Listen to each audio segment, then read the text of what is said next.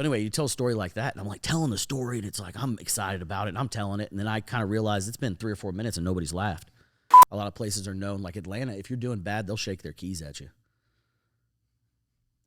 Like letting you know, like, hey, we're ready to leave. And I heard that third shot, and I'm like, all right, I'm fine. And I see him turn, and that bird comes level with us across the tank, and he shoots again. This episode of the Rodeo Time podcast is bringing you one of the most hilarious guys in the state of Texas with awesome hair, as well as stand-up comedian Dean Stanfield. He is in the house for a few days, good friend of ours. He's been known to wear some Rodeo Time apparel on stage while delivering some hilarity. So welcome to this stage at the Rodeo Time studio, Mr. Dean Stanfield. Do you know him? Eddie Gallagher. Oh, no, I don't. I just got a flash of him. He's a Navy SEAL. Did like 8 combat deployments, something like that.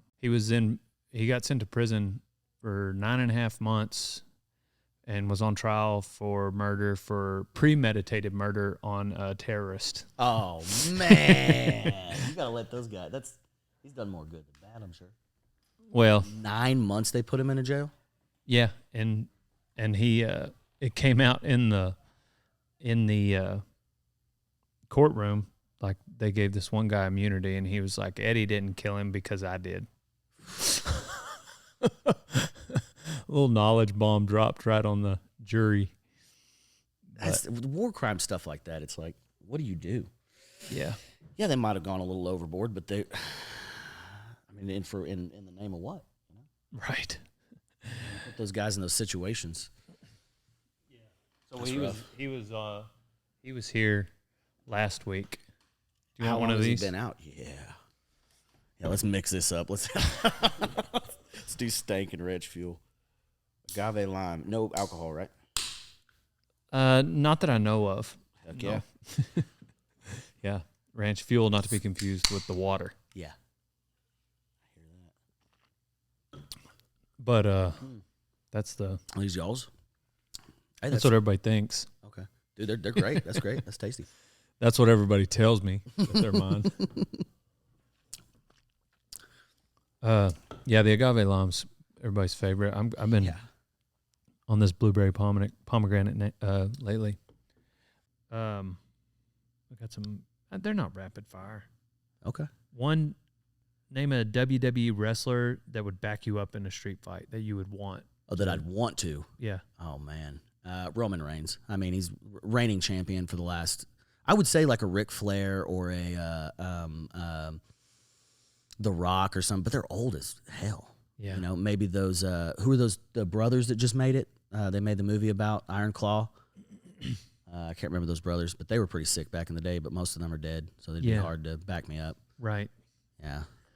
They age fast in that profession. Brother. They sure do. I met Ric Flair, and, I mean, still just a horn dog.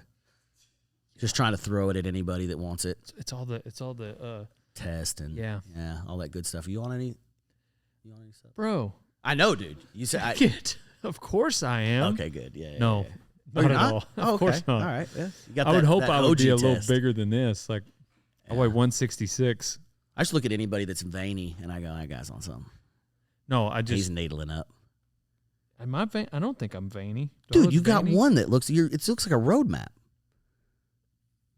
Maybe. I guess maybe. I'm on that carnivore the big diet. one I don't coming have over. any. I don't eat processed foods. a lot of bread. I do. That's kind of like that. Now that I'm on carnivore diet, like if I observe that in my mind, it's like that person eats a lot of bread. Yeah. Oh, yeah. You can see the panza. Yeah. Like I eat a lot loaf. of bread. There's like a loaf of bread in somebody's just hanging shirt. around, dude. Yeah.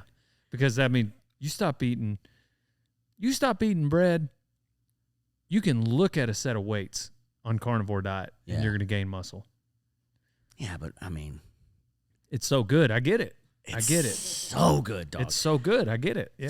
Just fresh sourdough bread. I did this thing last week where I cut out the middle of a whole loaf and I put it to the side, and then I poured. I made a homemade tomato soup. I poured that in the middle, and I sat on the couch, and then I just took the middle of the bread. This is so fat. I put the middle of all the bread that I dug out, and I would just take a piece and chunk it in the. Sounds bowl. delicious. dog, I ate that and I just comatose in pure happiness for 4 hours. I get it. It was just like, I just want to do that every once in a while. I don't do it most of the time. Most of the time I try to eat clean and healthy and protein shakes and such, but I can't. I have no self-control. So like if I do, I can't. You just listen to me. It doesn't sound like I have a whole lot of it. I can't kind of eat bread. You know, like I can't kind of eat a few chips and salsa. Yeah. Like I got to do all or nothing. Oh, you're not chips and salsa in it? No, it's carnivore diet. Are you familiar? Do you know what that means? No, I don't. I love the sound of it. The principle sounds great. It's not just bread that I avoid. It's like it's all. I don't even eat vegetables. No veggies. No, you no look like sweets. That? No. Yeah, apparently you don't need them. You don't need vegetables. Apparently not. And so you're really, how long has it been? A year and a half. Because you hear people say it and you go, "Oh, I'm on the carnivore diet," and then this year, you go, oh, I've had a lot more cheats this year. But like, when you do it, does it like wreck your body? I bet you crap like a mule. I bet no. Yes. So like last year, I mean, for 12 months, not on 4th of July, we went and noodling with Hannah Barron and Jeff forced a dessert on me, and it wrecked me for a week. Oh my! I mean, like God, through a don't screen you feel door. Like, yeah. Through a screen door, because I'm telling you, like a cheesecake can do that too. I do eat the fruit. Diet? Yeah, I do eat fruit. Okay, fruit. So it's like meat, cheese, dairy, and fruit. Yeah, that doesn't sound that bad. It's not. It's not. The first 2 months. Brussels sprouts. The first 2 months sucks because then you're trying to get over the fact that you have been eating chips and salsa, ice cream, fried foods, and po' boy. You can't eat a po' boy and bread. Yeah, like dude, that stuff or gumbo. You're so addicted to it, you don't know it until you got to go without it. Yeah, I know. Oh, brother, I know. But this year, the one thing I'll do different, like, because on the road is when it's the hardest. Impossible. If I will eat like fried chicken if I have to. Like I'm not like if we. Yeah, like and that's got breading on Kevin it. Kevin and I ate some canes on the way. But if I'm here, at the house, like I'm not cheating at all, hardly. Yeah, I've been doing the road where I just take protein shakes and I do one meal and I try to make it a no bread and no dessert meal. Honestly, I'm not saying I'm like carnivore. I'm not better than anybody else, but you're not on my level. I'm not Is that what it sounds like I'm saying, that I'm better than you? Does it sound like I'm trying to tell you I'm better than you? I love to mess with carnivore diet people. But I do try. I'm like, and I think it's just turning 30, and I can't go drink and eat and do whatever I want to. I have to. Everything that I put in my body, I've got to really go, well, like tomorrow's set could well depend on all this ice cream you're eating. And then I just go, it's not worth it. I'll have one thing, and then I've been managing with protein shakes. Really helps.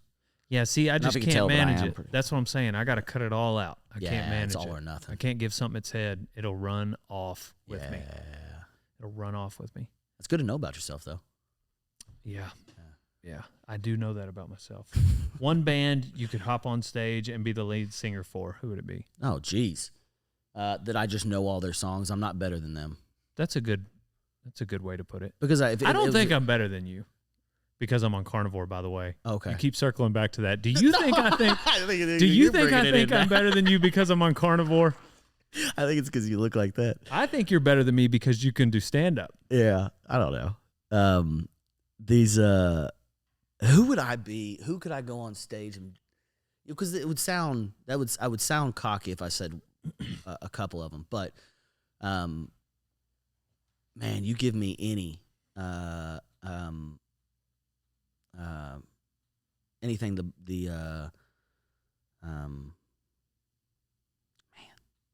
mine would be Shane Smith and the Saints. If I love those guys. I probably know that's probably the band I know the most lyrics to. Yeah.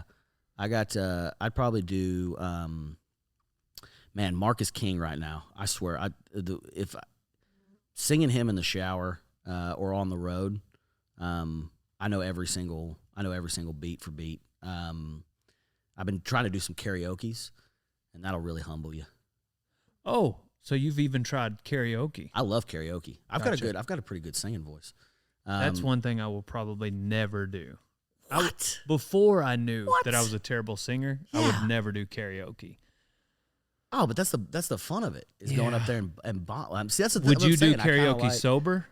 Yeah, I do. Yeah. Okay. Yeah. But also I've got I'm one of the songbirds of my generation. Yeah. I you just probably decided do to have a good. I do not have a good singing voice. Yeah. Come to find out.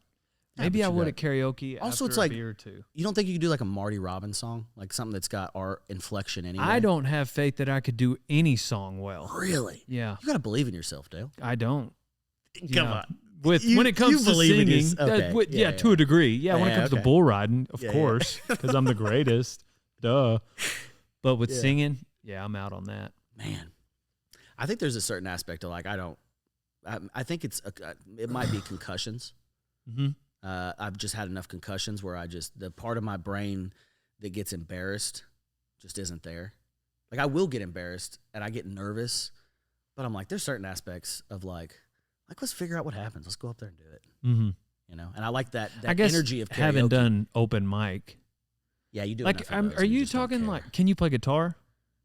No. So you're literally just singing the words on the screen. Yeah. Well, I've got to memorize. If I'm doing a song. Do you one day want to be a singer or do music or what's the motivation to do karaoke? Because I don't understand it for anyone. Yeah. It's, so I'm hoping you could enlighten me. I'll try my best. I think it is like a drunk thing in the beginning, but then every once in a while, if you know a good song and you sing it a lot, and you go up there and just give it all that you have. I could kill this. Oh, I could kill this. Yeah. And you go up there and you take a swing. I just don't get it. Yeah. I'm not seeing it. I mean, you get a good bar together, like singing Should Have Been a Cowboy. Oh, yeah. Rest in peace, Toby Keith. Yeah.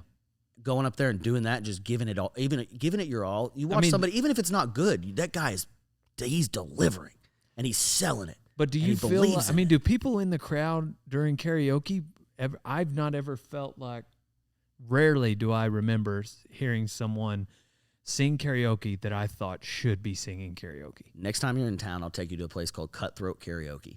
And it is. I cannot wait to turn you down to go listen to karaoke. You come and go, Dale, you got to go. Dean, I got other shit to do. Like maybe sleep. Or like, I don't know, like rearrange so it's closet. Karaoke, but if you don't do good, if they see 10 people give you the scissors in the crowd, they cut your mic. Okay. So you got okay, see that 20 to 30 seconds to win that crowd. If you can't, they'll cut your mic. That sounds okay. Yeah, that sounds. It's fun. What percentage of people don't get their mic cut? That don't get their mic cut? What percentage of people get to finish their song? I would say 30%. Okay, 30. Those 30%. Okay, that's a reasonable number. So it's like more than what I thought. You don't have to go through the awkwardness, because that's kind of the crappy part about karaoke too. Is you get somebody's bad, and now you got to listen to an 8-minute Freebird song. See, I feel like overall, guys, interns, correct me if I'm wrong. I feel like overall, I'm an optimistic person. For sure. Wouldn't y'all say? Just seems like it. Toss up. I mean, I think I'm optimistic. Yeah. But I just don't think, I doubt anybody that steps up to a mic for karaoke. Yeah. I don't know. Like, that's not already like maybe a recording type person. But there's guys like me that are super talented. And I know that sounds negative. that don't get the time. I'm not going to go pursue a singing career, because I've got comedy. And I got race car driving. But every once in a while I go, I'm going to go treat these people to just a good ballad. Okay. I'm just gonna, change, go in there with an open mind next time. There we go. See? And I'm not talking about like I'm gonna perform. Yeah. Oh, you won't. I'm just gonna no. I'm not gonna actually do it. I'm just talking about like I'll have an open mind to those who do sing karaoke. Yeah. And I'll be ready to cut less chords, cut less mics. Okay. So. Or cut them. That's the thing. It's fun to crush people's dreams. Yeah. People go, oh, that's mean and that sucks or whatever. But if you get to like actively, like, you suck, we want you out of here. How many people at that? What's it called? It's fun. It's Cutthroat Karaoke. It's ran by. How many people sing their own stuff? Oh, I bet Well, we're the live. Also, I think you got to take into consideration also, which I haven't thought about. That would be called open mic. That's not. That wouldn't be. Mic. That wouldn't be karaoke then. So karaoke, they're singing somebody else's stuff. Yes, somebody else's stuff. But how many of them are aspiring musicians? I think that's where I did not realize this, but I mean, Austin still is the live music capital of the world, and there's a lot of people that might have moved to Austin to start a singing career, and then they found a tech job and they just fell into corporate America. But every once in a while they go, I'm gonna rock this stage, and they go out and they go to Cutthroat karaoke. So then you can just find people that are just doing bangers, and it's like, why aren't you singing? Yeah. But then you also get the people that go up there and go, see, that would be me, except I know I'm bad.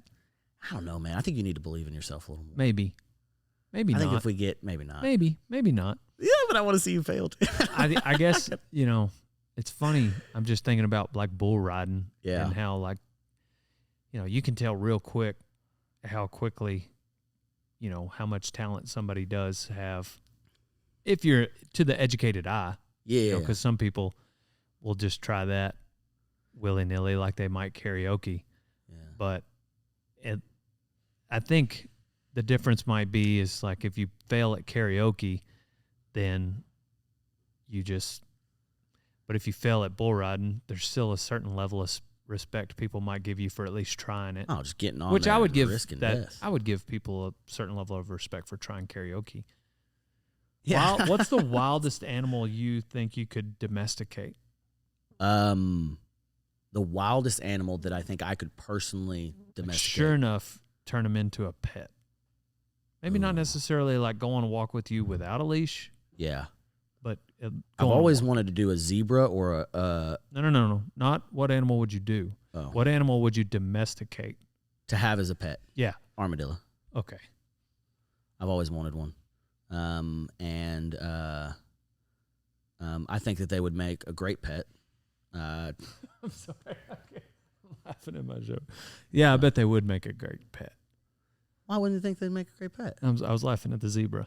Oh, the zebra. Yeah. I've always wanted to. I've always wanted to ride one. Yeah. Oh, okay. Gotcha. And have him be like a cool pet, so people go, "Do you know Dean Stanfield has a zebra in his backyard?" Yeah. That'd be awesome. I don't know. So you would rather a zebra for the clout, but you would rather have a armadillo because you think they would be cool. Well, if we're talking about a pet, armadillos aren't that wild. They're not that wild, and I don't think zebras are either. I think that they're probably wild. I have no compared to a horse. Yeah, you haven't really thought your answer through. I haven't. I thought this was rapid fire. I am underwhelmed at your answer right now. I don't know that much about what do you want, a chinchilla? What do I something wild. Dean? Something wild. I don't want a lion. I don't like the energy of cats. They make me mad. Ooh. What about like a dingo? Now you're talking. Okay, maybe so. Like a hyena type. Yeah, like a hyena type. What would be crazy if somebody came into my house? So you'll never believe what Dean has. Rattlesnake. Yeah, but that's you seem like a rattlesnake kind of guy. On brand. I've killed a lot of them. Kill them all. Let God sort them out. Yeah. I truly believe that. I almost killed myself trying to kill a rattlesnake. You ever do that where you go, you get real confident with a 22 and you go, this will kill them all. And then every once in a while you shoot one, it bounces off a rock and it goes, shoo! You go, ooh, that was close. I've done that. Have you ever heard of people popping them like a bullwhip? Yeah. Yeah, they grab them by the tail and then shoo, whap. I heard of a guy getting bit trying to do that. Imagine he comes back and just grabs you right there. No. I've grabbed them. They go kind of docile once you grab them and you get them. But I can imagine if you grabbed them and got them and then let them go. What an ideal scenario for that rattlesnake to just, as as you're going backwards, he goes, look at this idiot. Ah. Yeah. And bites you. And then so long as he dies too. Yeah, in the process. Well, I imagine if the snake bites you before you bullwhip him. Are you going to go with the dingo? I mean, this podcast is going to live on the internet forever. I know, and that's what really, I didn't even think about it being frustrating until you asked me and put the pressure on. I guess I could have sent you these questions ahead of time, but I still no. I'm going to take it back. I'm going to go armadillo. Okay, that'll work. I'm going to live with that. If you've got a I'll have a better magic one next time. styrofoam cooler that refills with one drink every time you open it, what's the one drink? I mean, it's Lone Star. Are they paying you to say that? No. That means that makes it that much more special. I love, I mean, what other drink would I have that it's just like, I get tired of Gatorade. I get tired of water. I get tired of Kool-Aid. I just had coconut tea for the first time, and that's You're welcome. pretty punk rock. You're welcome. But I don't know That's if I'd kind of an want Austin it drink. forever. I made that for you because you live in Austin. Yeah, thank you. What's the most redneck upgrade you've ever made to a car? Oh, what I'm doing right now. I'm Tell putting me. a Safari build on a Honda Del Sol, and it is about to be the rowdiest redneck vehicle you've ever seen in your life. I am trying to get Lone Star to pay me for A Safari wrapping it. build? What's that mean? I mean, it's just I'm putting better suspension on it. I'm putting it a little higher. I'm going to put a I'm not going to change the motor yet, but it's about to have the rowdiest tires, suspension kit, and transmission as it can get. Manual transmission? Yes, sir.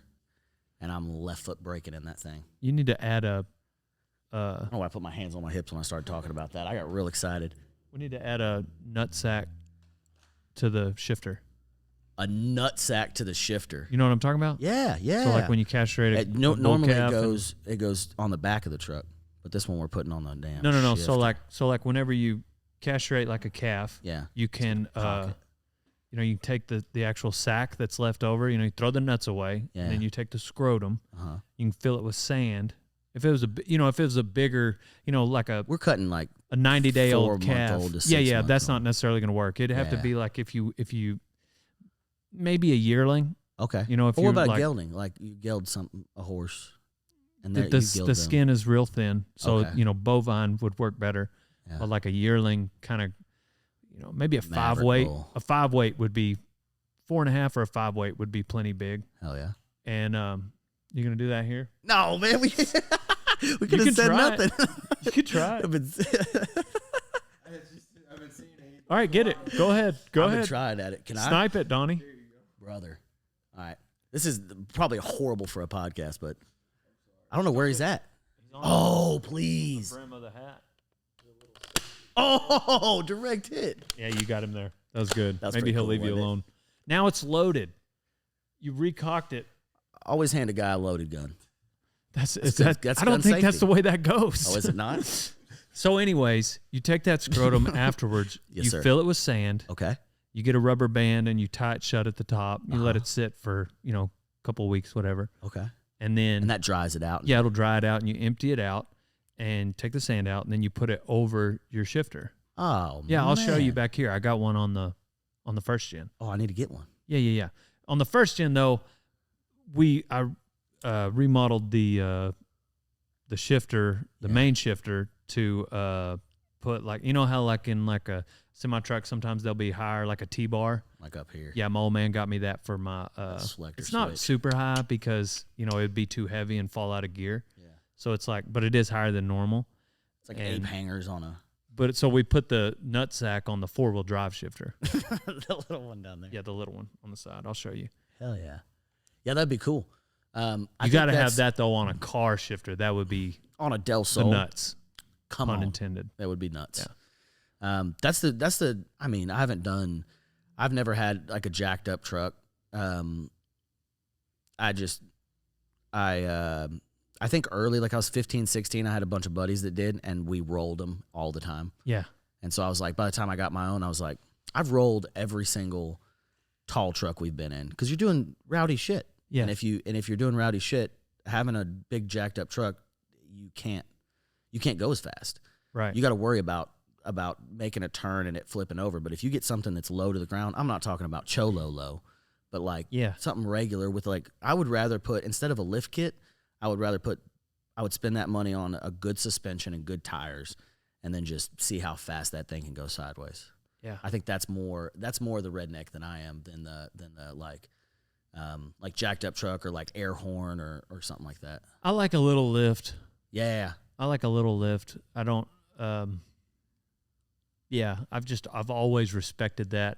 I did have a Higher Suburban. to the sky, closer to the Lord. Yeah. Yeah, I had a Suburban with a 12-inch lift and 44-inch tires. Man, that's High a school. roll cage and a Yeah. Have you ever rolled one? No, I've never rolled anything. Okay. Are you more of like crawling? You like going? No, I don't even like to crawl. I mean, I don't. Now I'm not going to take like also a Ford not drinking and driving. Super so Duty. big, Yeah. So you can't have a jacked up truck if you're not. I'm drinking not going to. I got a 3/4 ton Ford that we'll take to booths and stuff. Like, I don't want a lift kit on that. No. My first gen has about 4 inches. The Suburban, it already had that, and I kind of came across a good deal from a guy trying to get out of it. Yeah. And so that's how that came about. I wouldn't put a 12-inch lift on a Suburban. I mean, if I won the lottery, maybe jacking around, but like that's not like I'm not going to spend hard-earned money on that. Yeah. So, Garth Brooks, Tim McGraw, who's going to win in a street fight? Garth Brooks. Why so? He's a psychopath. Yeah. He's going to do what Tim McGraw could never do. And that's bite, that's lick, that's pull. Why would he lick him? It's the mental game. Okay. Everybody thinks about physical when you think about a fight. Have you ever been licked in a fight? Yes, sir. I did jiu-jitsu for Why are you saying yes, sir, like that? Like people get licked a lot in fights? Yeah. You ever been to New Orleans? They'll lick you. And then that's the thing. They'll get close to you and they'll hold you and then they'll just give you a little lick. And then what do? You start squirming and you try to get away. And you're not thinking right. You're not actually hitting people. Now you're trying to just leave. Okay. It's all about there's a mental aspect that I think too many people forego in a fight. You can mentally, like if we're getting in a fight, an actual fight, you and me have to fight. I'm probably taking off my shirt and Tarps spitting off. and blah, blah, blah, I'm gonna get crazy. And then if you get close enough that if we go on the ground and we start grappling, I might lick your neck a little bit. What are you gonna do? If I lick your neck, you weren't expecting that. I feel like if we're fighting, I don't know that would. I don't know. Because it throws you off. It brings you back out of it. Go, are we fighting? Are we fighting? What are we doing? Yeah. What's his intentions? And then you try to leave. And what happens in jiu-jitsu when somebody tries to escape? It's when they're the most vulnerable. Yeah. So, but I think that's the kind of mental games that Garth Brooks is bringing to the table, and that's why Tim McGraw would never win. How long did you roll? 3 years. Did what? Blue belt or what? No gi, and so it was a gym that I worked out at that the jiu-jitsu guys were like, you can pay. I was paying like $45, and they have classes set up, or you can just do open mat any day you want. And so I'd go in and do a class, learn a discipline, learn how to do a thing, and then I would spend every day that week going in for 45 minutes and getting cardio at open mat, and then just picking stuff up. So I was tapping blue belts half the time at the end of it, probably after 3 years. There was a lot of my friends that were more dedicated that went through the process, but then there was the whole this class, they were beating you with belts and stuff, and I'm like, I don't want to do that. What do you mean beating you with belts? Well, like if you move from white belt to like a banded belt, or a white belt to a blue belt, or a blue belt to a purple belt, they could go through this whole rigmarole where you got to roll like 15 times and people keep jumping on your back and all of this huge thing. Like a hazing deal? Like a hazing deal. And I'm like, I went through that in high school, and I let it happen in high school, and I'm done. If a man beats me with a belt, I'm biting. You mean like literally? Yeah, they're getting it. Like, if you want your next belt, you got to go through this process. They did that. That kind of turned me off from getting into the program. But I guess like beating you with a belt, is that like a metaphorical thing of like a blue belt will whip your ass, or you mean like he'll take his belt off and whip you with it? They were taking their belts off and they were whipping them. Okay, yeah. They were making you crawl on your knees and like at the end of the ceremony. But then even getting past your white belt, because I remember getting a gi and them being like, you can no gi, and then if you want to belt up, you got to get the gi and then go through like a couple weeks of class with that to move on to get your belt, because you got to go through the process. There's a respect thing about it, and you got to learn these disciplines. And it's like, actually, I wanted to come rolling with some sweaty dudes for whatever reason, and this is good cardio. You wanted to for lick me. some necks. I was not licking any necks because we weren't fighing. We were just rolling. Okay, that's if a move you pull out in the street. Yes. You like a sweaty, grimy, maybe even a homeless neck to lick. No, not a homeless neck. Not a homeless neck. But if somebody, I'm not out crazy in a homeless person. I'm not getting in a fight with a homeless person. Okay. I'm running. Okay. But like maybe a him, if I meet one of these fellas in the street, if and they really look like they fight, got a good clean neck, I'll lick it. Gotcha. It's good to learn about yourself. I've learned a lot about it. I didn't really ask. Well, we roll every morning, You're Oh, welcome really? to come in. Yeah, not him. He woke up about 3 mornings in a row. It's kind of early. We What can time? kick it to later in the morning if the guest. We've had several podcast I'm up 6 guests a.m. roll. every morning. Are you really? Yeah. Got to drive myself out to Boscolinas. I'm doing a drywall out there at the new McDonald's. Who is that? You don't know? I wish. You are this man's character. Am I? Office Space? Oh. The neighbor? Yeah. I watch Wake it. my ass up Ooh. every morning, 6 a.m. Drive out I to do Boscolinas. comedy. I'm doing a drywall out there at the new McDonald's. I hate that that's my guy. How is it not? He's got a mullet and a mustache like you, and Yeah, but he's like What's his one of name? those Midwest mullets. I don't know. It's a respectable mullet in that movie. It is. Yeah, I didn't think about that, but I just thought that of that guy as a bozo, and it's really sad for me to come to that bozo. That's a realization. winner. At the end, No, after man, I the think after you'd the get your building, ass kicked for saying something like that. anybody ever tell you look like I got a case of the Mondays? Oh man, shit, no man. I believe you get your ass kicked saying something like that. Yeah, man. That at the end of the movie, him and Peter are cleaning up the building that burned down. Yeah, dude, that guy's awesome. That bar, Tchotchke's, in the movie where that yeah, Jennifer yeah, Aniston works. yeah. That bar is now called Baker Street Pub, and there's a show every Tuesday there. And it took me a year of doing comedy there before I was like, I've been here. And then I watched that movie with somebody, and I go, there's just like the bar and then like the back of the room, and then like looked it up, and sure enough, it's the same bar. They shot that in Austin. Damn. I had So, no idea. do you really wake up at 6, or were you quoting Office Space? No, I wake up 6 a.m. Okay. Well, that's when we roll. Is at 6? Oh, is it? Okay, good. Yeah. I'll try to be up at 5:30. Well, we can kick it to 6:30. I don't Okay. mind doing it a little later, just Peppy because. in the mornings. But yeah, a lot of the guests, I try to angle for jiu-jitsu guests. That way we can work it in. We don't film it usually. you know, it's like audio only. Yeah. It's audio. There's some only. ugly dudes. Audio only jiu-jitsu sessions. No, we don't work jiu-jitsu into any of the content. Oh, okay. Gotcha. Nice. Yeah. Yeah. That's Especially- fun. Have you had any jiu-jitsu guys come up here? Well, there's an instructor. Oh, y'all have an instructor come in. Yeah, it's not just a couple of us trying it out. And I was about to say, I thought it was like an open mic. Yeah. No, it's only It's actually cowboy jiu-jitsu. Y'all are making your own.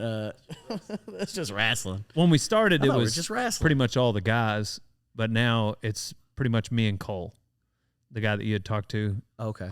He got some bad eggs today, apparently, or yesterday, and he's out sick. But Cole and I come in every morning and roll Oh, so it's just y'all two. with an instructor. Okay.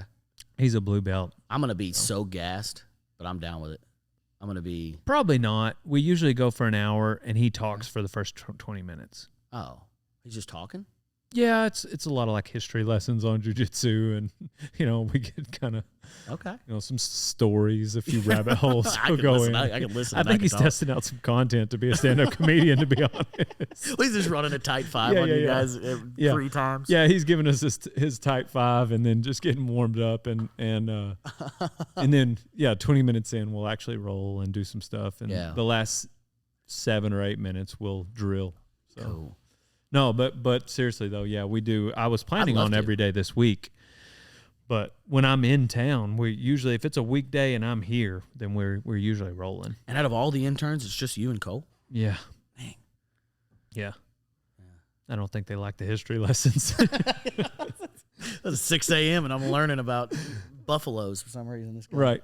That's awesome. What's a band you think is due to have a resurgence? Ooh. Man, I got 2 answers. One, probably nobody knows about this band. I really wish they would come back. But it'd be the Paul Eason band. They were just small Texas country, and I loved watching them. Okay. And Paul Eason is playing for Wilder Blue now, which is Zane Williams. Remember Zane Williams? Mm-hmm. Zane Williams and Paul Eason and I think the guitarist from Kevin Fowler, and then a steel guitar player from somebody. They've just all gotten together, and they're now Wilder Blue. And Zane Williams is the main singer. Gotcha. Yep. But I think Paul Eason I think he should be back out there. But like a good resurgence, like an old band. I wish they'd get the Bunkhouse Band back together. And I think they still play every once in a while at the Broken Spoke. Which the lead singer for that is you asked me what I like about Texas. What's that? Man, I hate that I can't. Gary P. Nunn? Gary P. Nunn. Yeah. Gary P. Nunn and the Bunkhouse Band. I remember listening to the Bunkhouse Band a lot. And it's like different. It was different people over the years, I guess. I like Gary P. Nunn. Oh, man. He's one of, that. Is it Guadalupe Days? Guadalupe Days and Texas Night or something like that. What I like about Texas and does Swain help you remember who sings the song? Yeah, it does. It does. Especially I gotta get that cadence down. I went to France to a rodeo and Rodeo. Homesick blues. And I was so homesick. Yeah, man, I will go anywhere in this country to a rodeo and feel at home. Yeah. But when I go to another country, they got rodeos in France. It was a showdeo, so it's like they put on like a, which is just like essentially you're not competing, you're there strictly to put on a show. Oh, entertainment! They used to do these in Mexico. My dad made a lot of money on those. And they'll do them over here sometimes too, like schools and stuff. Yeah, but there's a bareback rider from France named Evan Jane, and his dad put on. It's kind of like a Wild West show. We call them shodeos as rodeo cowboys, but like a Wild West show, and essentially we got on bucking horses for 2 or 3 days, and there was a Mexican guy that went over there with me.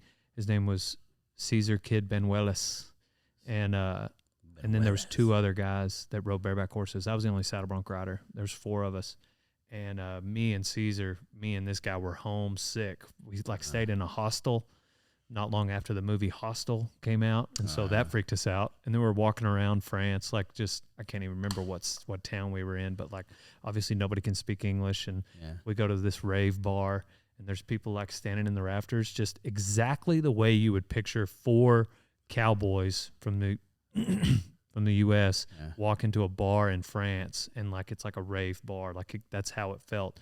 And he went to the bathroom and came back. He was like, "Let's not split up anymore. I felt like the born supremacy in there. I was checking all the exits." And I was like, "I feel the same way. Let's get out of here." There was this bareback rider with us. He was like, "Man, that guy's really a loose cannon." He was and this Caesar's just this very well-mannered, he was a horseshoer. Yeah. And just bareback rider. And me and him were we just want to say our prayers, go to bed, ride bucking horses and go home. Yeah. But anyways, he showed me that Gary P. Nunn song, and we just listened to it over and over again on that trip. And London that was the first Homesick time. Blues? Oh, my. No, Guadalupe Days. Yeah. And there's one of Gary P. Nunn going to it's Europe, doing a Europe run, and he gets back and he sings he's like, "Man, London sucks. I can't wait to get home with the armadillo." Yes. Yeah. Home with the armadillo. Yes. Yeah. Country music. And that's my thing. I've been to Mexico, I've been to Canada, I've never been to Europe, and we're supposed to go to France in September. And everybody's like, we were planning for June or early June for D-Day. We're going to Normandy for D-Day, and then it just all got messed up with the American Airlines. I hate them. They just missed all of our connecting flights and sent our bags different places. It just didn't work out, so we rescheduled for September. But I don't know if you experienced this. Coming from Texas, you look like that, or you're wearing a nice pearl snap and good boots, nice hat, nice felt hat. You go over there and you look like you have money to those people. And people were like, "You worried about..." Where's this now? France. Okay. Were you worried about being going down the wrong alley and Yeah, so that night, walking around 100%. You're all dressed up and people are like, "That guy's got money." But then if you think about it, there's dirty Frenchmen. What are they going to do? Yeah. Yeah, no now kidding. You're cornered in the back. What is it going to take 10 of them to take my money? Aren't they kind of, bro? Yeah. That's what I've They're heard. Frenchmen. That's what are they going to do? Come on, let's do it. Let's find out. I'll lick you. Oui. They might like that. Yeah, I'm a white belt, bro. Yeah. You know what that means? That means I don't know what it means, but I know the heel of this boot hurts. That means I know 2 moves. And if you've got on pajamas, I'm taking you down. Do y'all gi up or you no gi? Gi. Oh, no. Yeah. I'm bad about it. I know that reverse choke. Yeah, I just get so frustrated when people do that, or they'll grab me onto something. That's why I liked the no-gi. I got frustrated less. I just want to be prepared, and Well, most people have collars. Well, I'm just saying, just learning jiu-jitsu in general. But the gi thing, I guess, I don't know if they do have clothing on. Like most of the time they will. Yeah. Like I think it should be able to. But in Texas, it's only cold like 2 months of the year, so. Yeah, they're not going to have a jacket on. But if they got on pajamas. Or a collared shirt. A collared shirt's just as rough. If you get this collar, that collar, and twist them in on my dream will be if they come after me in pajamas. That's what, so I'm going to stick to that. That's what I'm angling for. Yeah. Like hopefully at a booth, if it's somebody that wants to fight me, anybody wearing pajamas, like I'm just like, what's up? Yeah. What you?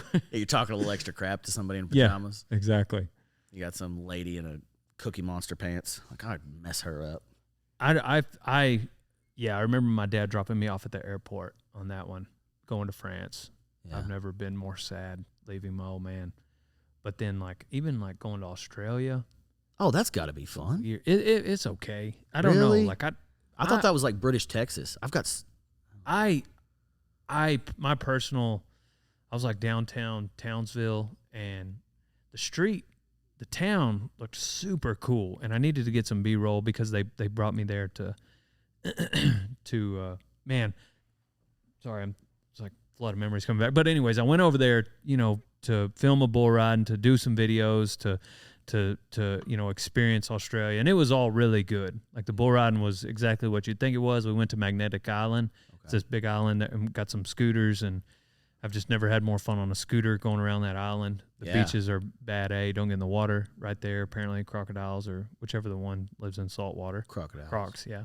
And but yeah, I was really weirded out going into this city. I was like filming some B-roll trying to get, and it just looked like something out of a postcard. A lot of buildings, nobody there. Maybe it was a Sunday, maybe like 4 people, and one of them was a cop. And he came up to me, he was like, "Be careful filming. We don't want people to get anxious." And I was like really weirded out by that. Like I don't know if people get anxious about I don't know. I didn't know if it was an Australia thing, but it just made me feel like, because I think like a lot of the laws over there are a little different than over here. Yeah. But they've got like, I remember growing up watching what's that Australian movie? The Man from Snowy River. Oh yeah. Oh, and seeing that and being like, oh, they're cowboys over there. For sure. Like they run horses, cattle. Yeah. They do everything but rope. They're Western. Oh, they don't rope. Yeah. That's interesting. And I think our people they weren't keen on the Mexicans taught us how to rope. Not me. Maybe not you, but the general premise of roping came from Mexico. Maybe. Yeah, the vaqueros coming over. I don't think there was any. Was there any? Like the Europeans didn't rope. They didn't use ropes. I don't know. Maybe it's just because I came from South Texas, and that's the story I was given. But did you grow up tying off or dallying? I didn't. I as far as roping goes, I don't. The most I've dropped a rope on a cow is just in a cutting pin, and I need to grab something. So like, but you're not supposed to, legs, right? Huh? In a cutting pin. Oh, you mean you just put them in a cutting pin? Yeah, like we're moving them in like if we're doing a branding or a cutting. Gotcha. Like we have 200 head of cattle at the ranch. Gotcha. And so every year we pull those in, we separate yearlings from mamas, strip them early, and then well, the few times that I've actually put a rope on a calf, it's been walking around on a 30-year-old quarter horse in the middle of them, and then just dropping a loop on a neck or throwing towards the back leg so somebody can come and flank them. Gotcha. That is my extent. When I did, I tried on a few, like tried to team rope because it was a lot less dangerous than saddle bronc or bull riding for a little while, and then I just quickly. Did you get on some broncs and bulls? Uh-huh. Which one? Or both? Both. Really? Yeah. Broncs, how many you think? We didn't. Bulls, probably for a year and a half every week, 3 bulls, and then probably 6 or 7 like sheriff's posse rodeos and like benefit rodeos and stuff like that. Never a PRCA sanctioned event or anything. But and then a couple in Florence there at Keith's place, and then just buck outs. So I don't again. I'm bad at math, but probably less than 100, less than 75. Gotcha. And covered 5 or 6 that I can that I Pretty remember burned into my brain because it was a miracle. That one of them actually ended up just crow hopping all the way across the arena. I didn't have to turn. That's a typical first 75 Bronx. Yeah, I loved it. I dreamed of being a rodeo cowboy. My dad was. He was PRCA cowboy and collegiate, high school collegiate, and then PRCA. And so I just grew up with that like dream. And then he wouldn't let me do it, and my mom damn sure didn't let me do it because I would end up being like him, but I mean, you can only keep me out of it for so long. Yeah. And turns out they were right. It was not what I needed to do with my life. What event did your dad do? It was bull rider, saddle bronc, and bareback. All three. Nice. I know a little bit of bulldogging. And then, but he stuck to those 3 after he figured out that's what he wanted to do. I mean, he broke horses for an operation in Fort Davis, and then cowboyed for them, like day labor cowboyed for them since he was like 15. And then PRC, I think mostly it was saddle bronc and bull. Bull riding, yeah.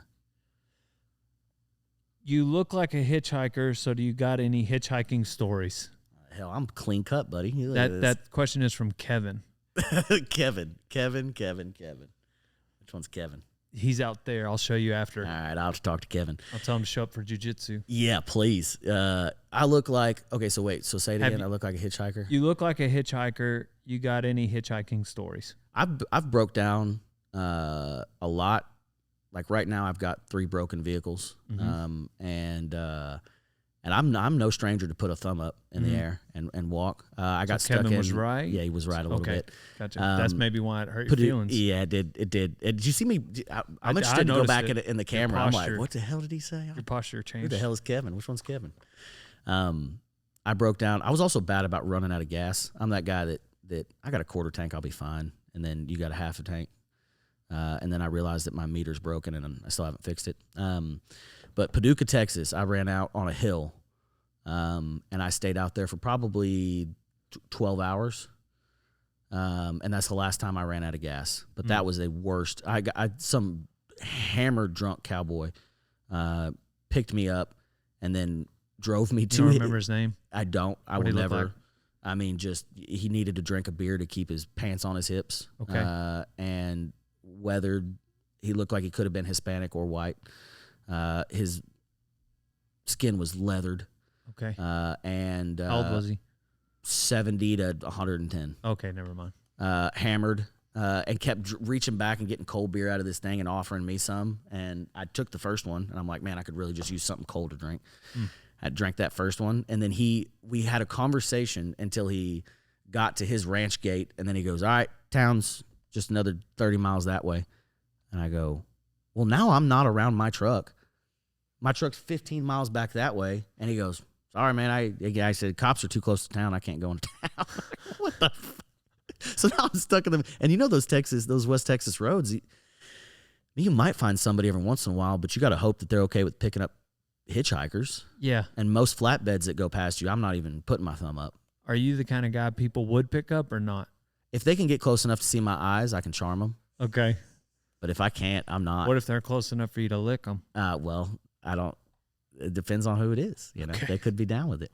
But I mean, I've hitchhiked. I'm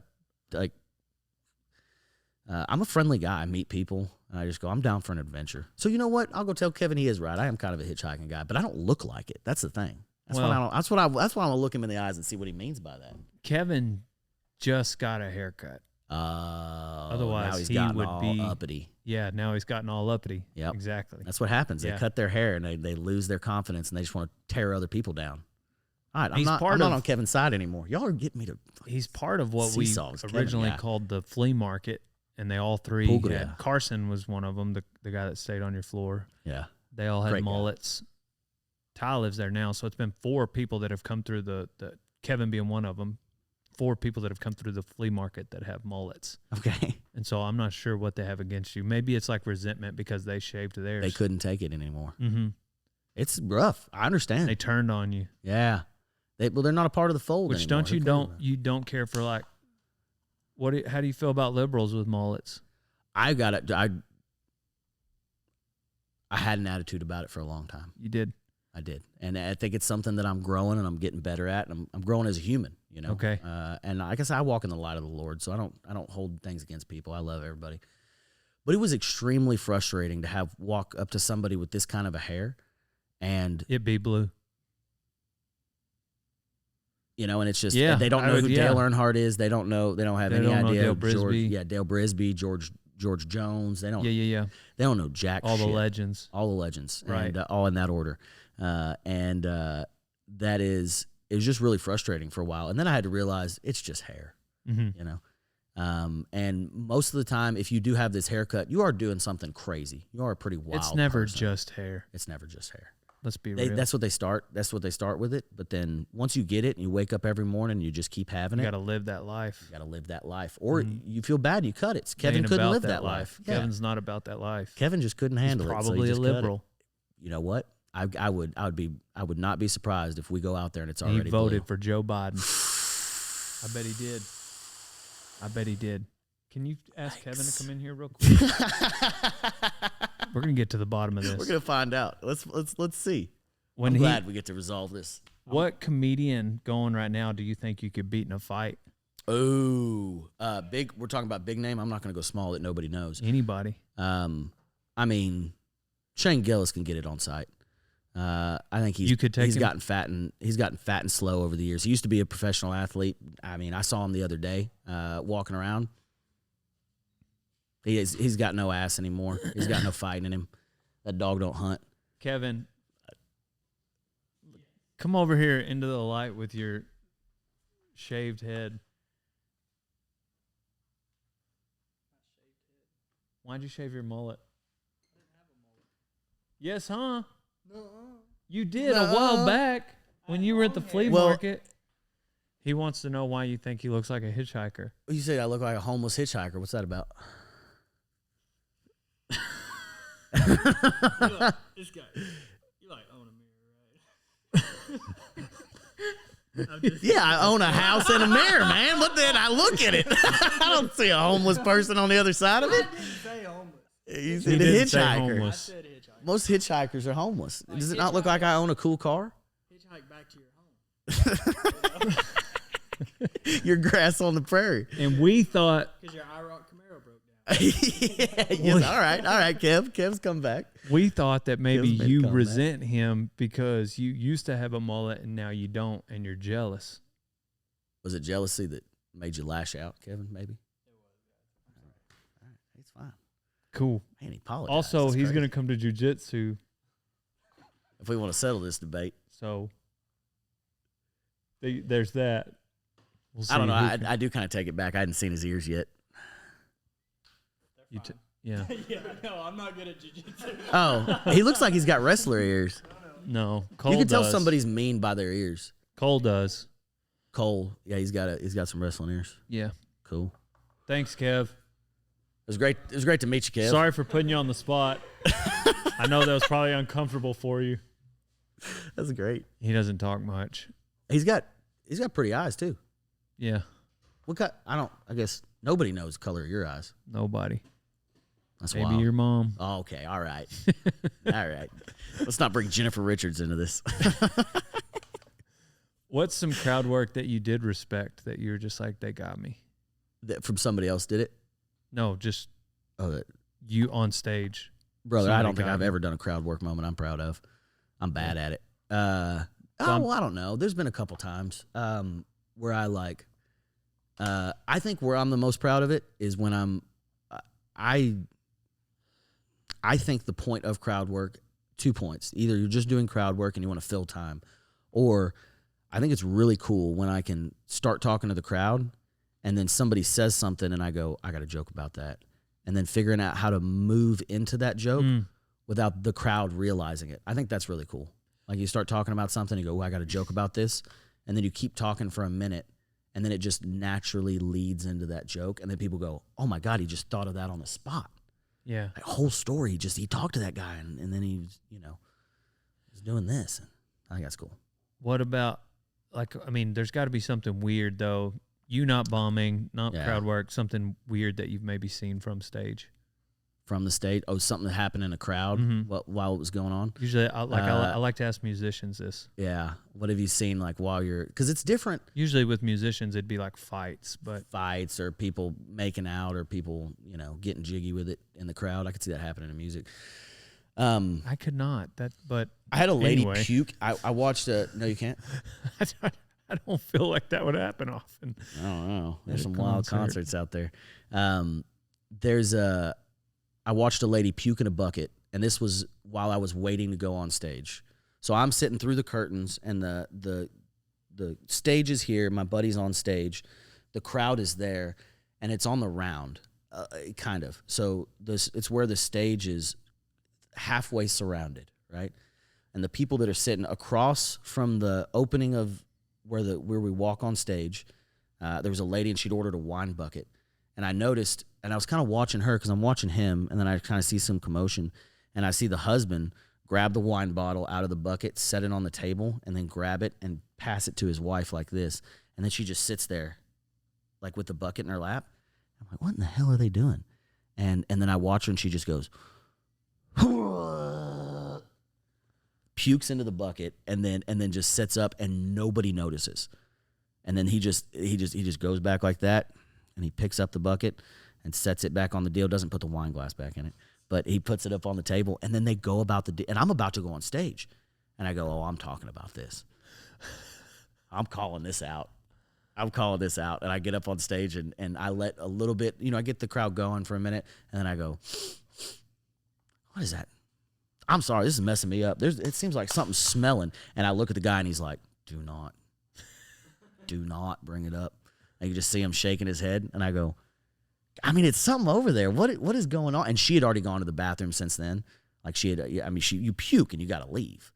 And so I think she had gone off. She wasn't there, so he felt comfortable talking about it. We talked about it, laughed about it, and I'm like, I've dated women like that, and then we moved on. But it was just insane that you would get hammered to the point of throwing up, and that your husband has dealt with it so much that he just, here you go, here's your puke bucket. Golly. It's a wild thing to see. I think it's probably the wildest thing. Fights. There's been a couple fights break out. I saw a dude hit his woman. Oh. And you see a guy hit a woman in public, and it's like, dog, you're doing that a lot more than just here. Yeah. And she was talking a lot, and he kept trying to quiet her down. Yeah, maybe it was her I think fault. it was just it's one of those sides off the side of the head. He just kind of bounced his knuckles off her forehead to get her to, and it's like, dog, you can't do, y'all both have to, you have to leave for sure. We're going to ask her if she's all right and if she wants to leave with you. Yeah, how did that end? Them both leaving. Yeah. And then it's like, that night's not going to get any better for that lady. Yeah. But you can't hit her and stay. You just can't. Yeah. That's not how the world works. You hit a woman, you got to go. That's kind of an unwritten rule, you know? Yeah. Cross borders. Music or comedy. You hit a woman, you got to go home. Well, what are the... That would be the end. It started great. You got to ask me one more. What's the biggest animal? You're in a concrete room. Yeah. In your boxers. What's the biggest animal you could take in a fight? Oh, elephant. Really? Yeah. I don't think your licking the neck thing is going to work here. How not? Have you? I don't think you're not accounting for the neck lick. You haven't. I don't think it works You on just an learned elephant. about it. How do you know? How are you so confident with an elephant? It's just the biggest and the baddest, and so am I. Yeah, and I think you put us both in the room. It's in its boxers. I'm in my boxers. I think it's a level playing field. No telling who wins, but I'm going to take that chance. I don't want to, because what I don't want to do is I don't want to make it a water buffalo, and then I beat a water buffalo, and everybody goes, "Yeah, you picked on a water buffalo, Dean. That poor water buffalo. You did that to." Yeah. No, elephant. I go elephant, and I go barehanded, and I attack it from the rear. I climb up on the back, and I think I tire him out. I've got an impeccable work ethic, and he's going to get tired before I do. And when he passes out, that's when I choke him. I grab his the trunk, his trunk, and I hold it, and he eventually suffocates and dies. That's a good plan. Yeah. I think it looks good on paper. I don't think I'll ever have to prove it. Yeah, I don't think it works in the concrete I think I could room. talk all of that. I could talk as much crap as I want to, and I'll never be faced with that scenario. Stand-up comedian Dean Stanfield. Let's do it. Yes, you're on stage right now. Go. Yeah, I like it. Turn the lights on. I think you are the first stand-up comedian that we've had on Really?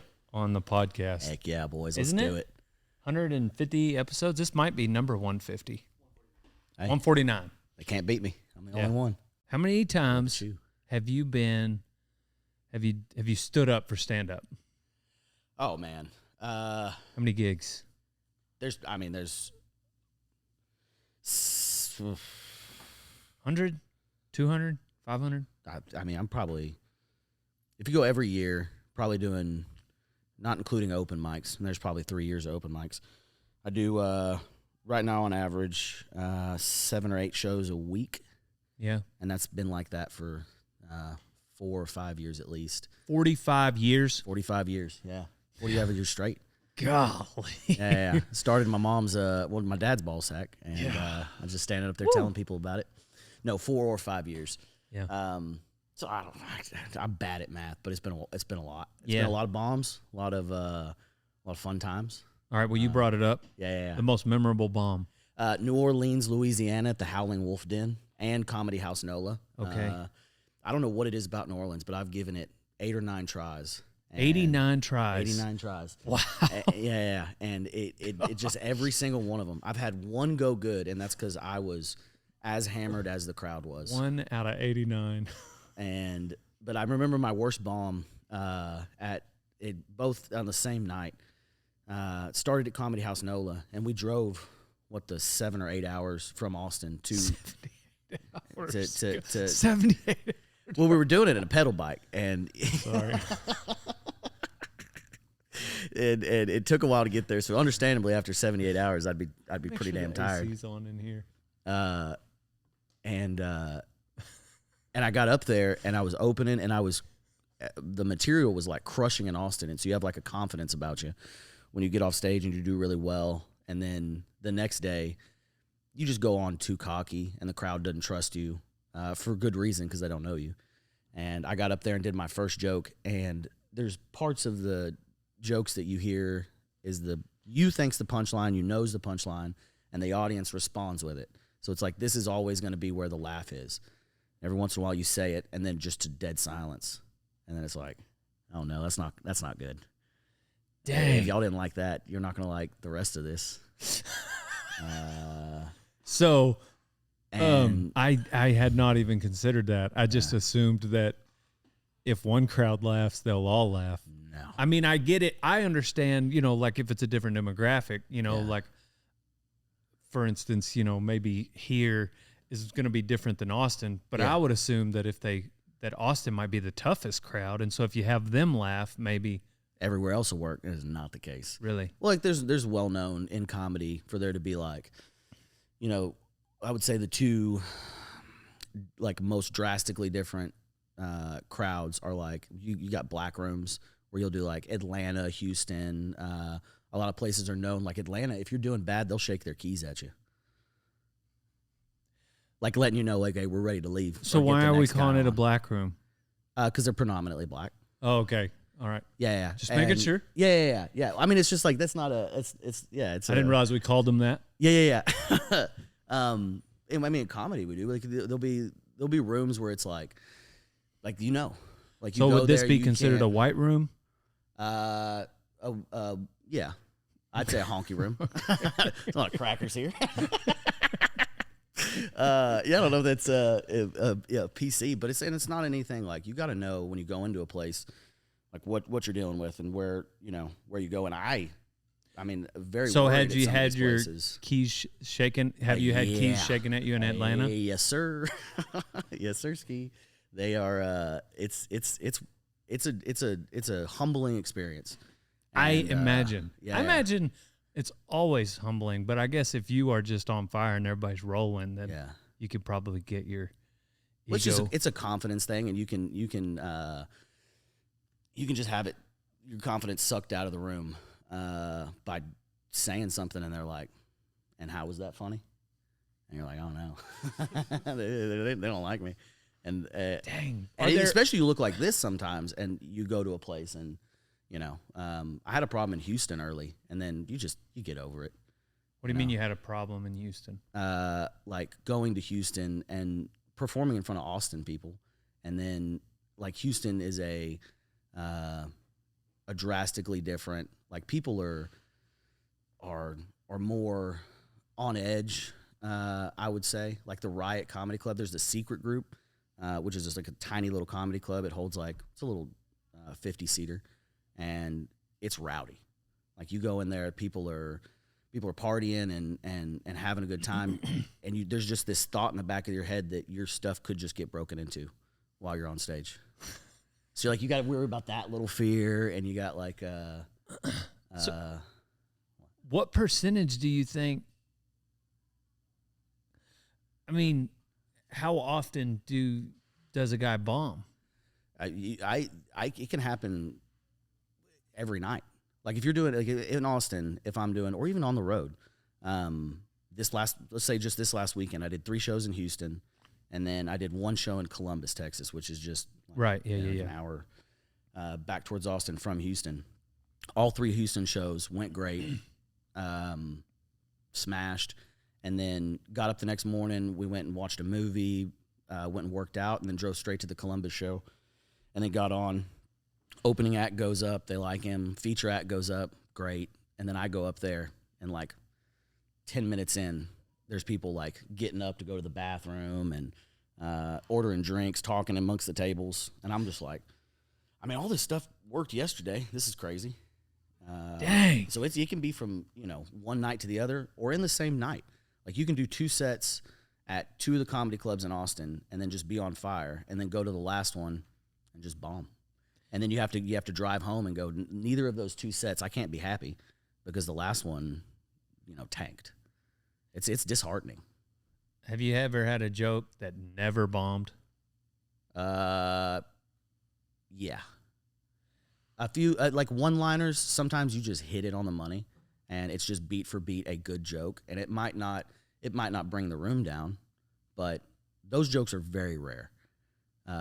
When you say it, it clicks, and it's like, all right, I know that at any moment I can throw this one out and it'll work. But then there's some that have like a 98%, and it's like you use it as if stuff's going wrong, you go, oh, I got this in my back pocket. But what's really bad is that 2% of time where you need it, and then you pull it out and you're like, this will win them over, and then I'll go on to the rest of the stuff. I can win them over with this, and then you do that, and it's like, and then they blankly stare at you and go, all right, I'll go kill myself. This is great. That's so back to the Columbus show. Do you feel like maybe it had a little something to do with like the timing being like the 3rd act, and that's about the time? All right, like I gotta go take a piss right now. Well, I'm booked as the headliner, and so the ideal spot in comedy, I think, is like a feature act. So the host really sucks because you're the opening guy. You got to get them used to comedy, get them broke loose and open. And if you're hosting, it's like maybe a 50% shot if it's going to go well or not, because people just got off work, they just got sat down, they're still ordering their drinks. It's just getting their attention. If you can just get their attention, you've won. But you're not going to, by no means, tear the room down. Nobody's going to remember your name. And then the feature act, nobody expected to see him. So it's just a give me. They don't know who you are. They don't really care. They're waiting for the headliner. And so if the feature act does well, it's kind of like they'll remember you after the show. They'll be like, we thought you were better than the headliner. But you get an easier job. You're only up there for 25 minutes, and they're not expecting you. But as soon as the headliner goes on, especially if the feature act did really well, you can either take his energy and go higher, or you hop on stage, and they're like, well, this is the funny guy. If that guy was this good, this guy's better than that guy. And then sometimes it's like, we're pretty even. I'm just like a little bit funnier. Or I have a little bit more of a following, or something's going on. And so if you get up there and it's not what they expected, they'll turn on you. Because this is who they paid the money for. They didn't pay for that guy. They paid for you. And if they don't like you as much, every gig is like that: an opener, a feature, and a headliner. Most, unless it's like a club show that has like, it's like a variety. You might have like 8 guys doing 10 minutes, and so it's just a turnover. Like you get to see, if you don't like this guy, you'll like the next guy. But as far as like a blueprint for how stand-up shows should go, it's like host, feature, headliner, and then maybe like a guest spot somewhere in there. But that's the dynamic of how a comedy show is set up. Have you ever been to a comedy club? Just a couple. Yeah, like Hyenas or or what? Well, I went to the Mothership. Oh, good. That was the last one I went to, and it's been a while since I've been to one. And then I can't even remember. I went to one in Fort Worth about a year ago. It's probably Hyenas. And then I can remember a couple others. Yeah. It's been a while. Yeah. But anyhow.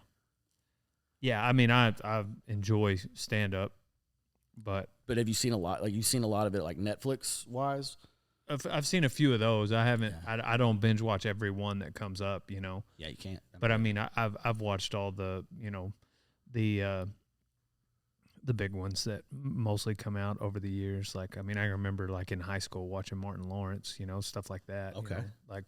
But I don't know all the stand-up comedians from way back and all that. Like, I'm not like a history buff on stand-up comedy. Probably like I should be with comedian in my bio. But yeah. Anyhow, I've always... What's the difference between comedian and stand-up? For sure. I think, yeah. Oh, I 1,000% agree, because I think everybody expects that to be a natural progression for me, but I just don't think so. It's a lot of like grinding and wasted work. Time. That's what yeah. I was talking, I can't remember which podcast lately they were like, are you going to, I was like, man, I think that would be a whole nother job. It is 100%. I do not feel like it's something you can just casually go do. Yeah. Some people can. You just won't ever, it's what you want to get out of it, you know? If it's something, if like you appreciate stand-up, you can just go do an open mic and see what it's like. But if you want to develop like an hour, it takes years and years to gain that like knowledge of how to put that many jokes together that's going to keep people in their seats and laughing for that amount of time. You know? You could get good enough early to get like a good 10-minute set. Like people work on their tight 5, their tight 10, and then you can start worrying about feature work or whatever. But to get to the tight 5 or tight 10 is not that. You can get that in a year. Yeah. You know, if you're going once a week, maybe. That makes sense. Yeah. I would. And that's fun. And that's learning that's how something to tell I think I stories. would put on paper. Like if I had to like write out what it would be, I would have guessed. Yeah, you know, after a year, maybe you got somewhere between 5 and 7 minutes of like a solid sketch. By the time you actually deliver it, you're so tired of the joke that you just want to like punt it through the. I don't know. I also like you get a love for it too. Like you're like, this is your joke. You did it. You didn't take it from anybody else. Yeah. And people laugh at it, and that's a drug. Like getting people to laugh at something that you originally created. I love making people laugh. Yeah, I mean, that's always been my motivation. Yeah. And so I think there is a level that I would enjoy. Yeah. You know, I know I would if I were. I don't know. I live out here in the middle of nowhere. I Where are you going to do an open mic? I got my system. You know, everything we do in this room drives that room. Yeah. My media company drives the apparel company, and yeah, I've got this kind of system down. And it would take, given all the hard work, I think it would take. I need to go do this other thing. Yeah. And have I'm another sure with job. all of with the community that you've built, there's a lot of people that would come out to listen to Dale Brisby. If I did one here, like hosted my own. Oh yeah. Especially You just mean come out anywhere? Man, if you went to Hyenas for a night, you would sell out probably 4 or 5 times. Knowing what you know about people with followings that do comedy shows, like would they not just expect something though? I feel like the expectations will be high. I mean, it is, but it's like you'll get over that quick. I have a buddy of mine named Uncle Laser on Instagram, and he is. I don't think I've ever seen anybody with more charisma and more just like figure it out. But he started he was working in the oil field and had never done an open mic. Did his first open mic in January of 22. And then within a month and a half was headlining on the road doing 45 minutes, probably 4 to 5 times a week. 45 times a week. That's so many shows. So many shows. I mean, you got to start at 8 in the morning when you do that. Running bits. But like, so you, that's not very trial long by fire, before he's. But then he got. So what's good. he like just in conversation though? Like what kind of guy is he that he was able to get to a headliner spot that quick? I think it was one of the things I felt very similar to this, where he's been telling stories his entire life, like at the job site, at fish camp, deer camp, whatever it is. Like that's where I fell in love with comedy. Was listening to my grandpa's older buddies, like hunting buddies and fishing buddies, just tell stories all day, and you kind of collect those that work, and then you're getting the attention, and it's like, the more that I write, the more that I do well, the more attention I get. And so that's like, it's a good reward system to continue to write. And like I said, trial by fire. I was on the road with him for a little while, and there was a lot of shows that he did that were just bad. And if you can push through that and go, well, that one was bad, but it won't always be bad. Yeah. And just get that out of your mind, then just keep going, and eventually you'll figure it out. But it takes a lot of, he's on the road constantly. Was he the kind of guy just in conversation that someone would say, you need to do stand-up? Yeah. Gotcha. Yeah. And then there's a lot of people that are like that, and then you realize, like, you are the funniest guy in your group most of the time. And you can take a joke. Yeah. But then you get in front of people that have paid money for it. And then it gets to, you lose confidence. You're like, man, they paid for this. And you're sitting there behind stage like, God, what am I going to say? How am I going to do this? Yeah. And 45 minutes is a long time. Yes. And you can't, like, even if you've got that many people, like, wanting to see you, they don't want to see you for 10 minutes. And even though you might crush for 10 minutes, they go, why can't I see him for 45? I paid for the ticket and I got to see these other guys, but I could just see him, I want to see more. It's like I don't necessarily have more right now. Yeah. So you either got to bomb and figure it out. And then you might, if you do Dallas or you started like going around those markets, like they'll see you one time and maybe it was bad. And then you come back 6 months later and it's like, okay, well, that was better. And then, that's how you start building a fan base. But you already got one built in. Does that help guys? Yeah, that sells tickets. I mean, people wanting to just come see you for the experience, and they're not going to remember. That's the other thing about people is they're not, like, you hear a song for the first time and you go, man, that was a great song. If you ask that person that just heard that song for the first time that they loved, they're like immediately, like, that's my song. I like that song. 15 to 20 minutes later, they couldn't tell you, like, the majority of the lyrics. Yeah. And so they don't really remember what happened. They just remembered that they had a good time. It was fun. Yeah. And then afterwards they got to meet the person that they wanted to meet. Mm-hmm. So that carries a lot of weight, It keeps people going. Has bombing ever followed you to the internet, or are they pretty strict about people not filming in places? Oh, I mean, you can film, but you're going to put it on there, and I'm not worried about. I don't think it's definitely not going to ruin my career if anybody. Yeah. No, I don't think so either. Yeah. I just never assumed that would be something that would happen. Yeah. I think it's just to the extent of, like, say I go to, say that time in New Orleans, somebody was like, oh, I think this guy's going to crush it, and was like filming, and then it just saw me just fall apart on stage, and they could put that up and be like, oh, comedian in New Orleans bombed, and I could just respond back with, like, yeah, it happens a lot. Like, yeah, if you want to see it, you can come to any of these shows, and who knows what's going to happen, but right. It's going to be fun. People love to watch a train wreck as much as they want to see, well, they want to laugh too. I think there's a certain aspect of that too, where, like, they'll come back if they know it's going to be really bad. Yeah. That's the crazy part about people, just in general. That you want to see somebody, you want to laugh and have a good time, but to watch somebody squirm on stage, I enjoy it.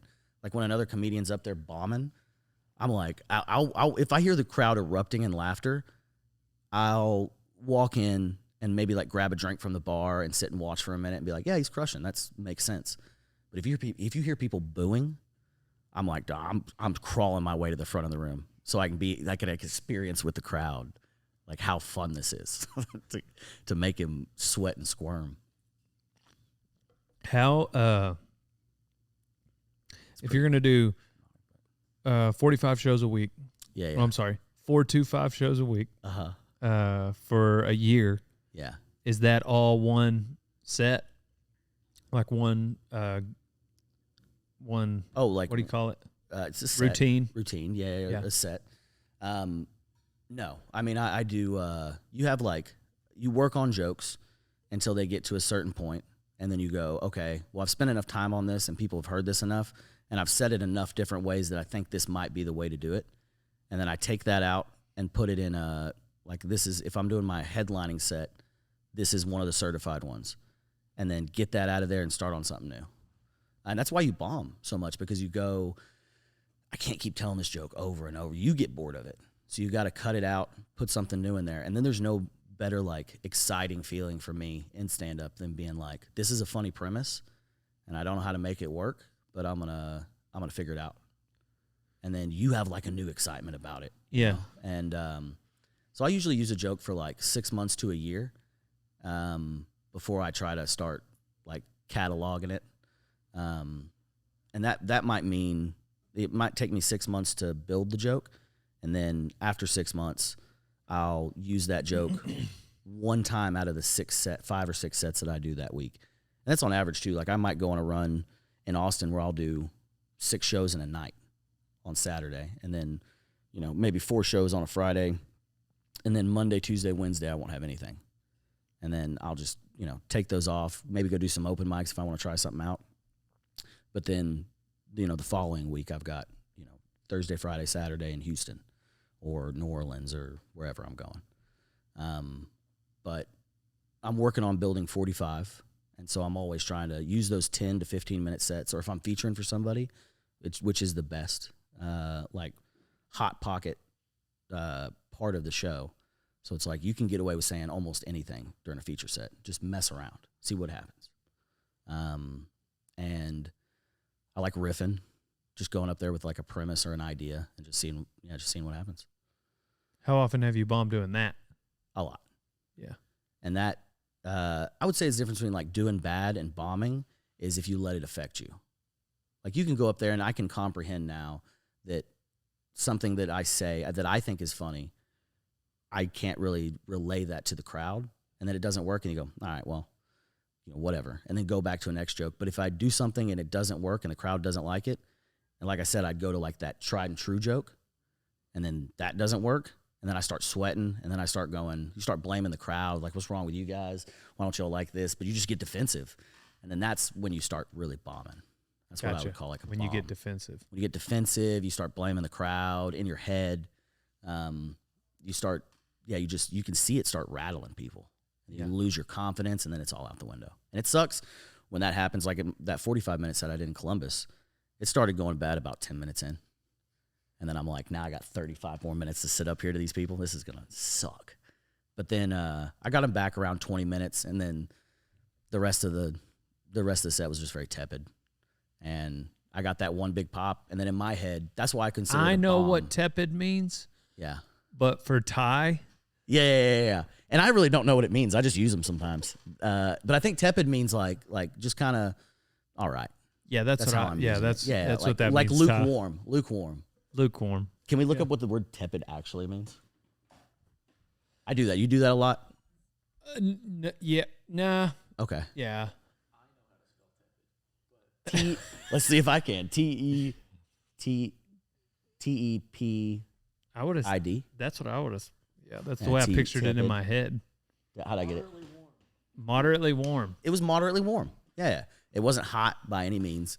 I finished out on a strong joke, and then I do this bit now when I don't know how to end a set. Because there's the other thing. Sometimes you'll get such a huge laugh.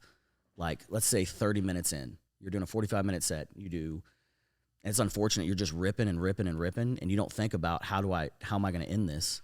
and you just go, you're just finishing that joke. It's got a huge pop, and then you got a decision to make. Either I get off stage right now and I feel amazing for the rest of the night, or I try to figure out how to make them laugh just as hard as they did right then for the next 15 minutes.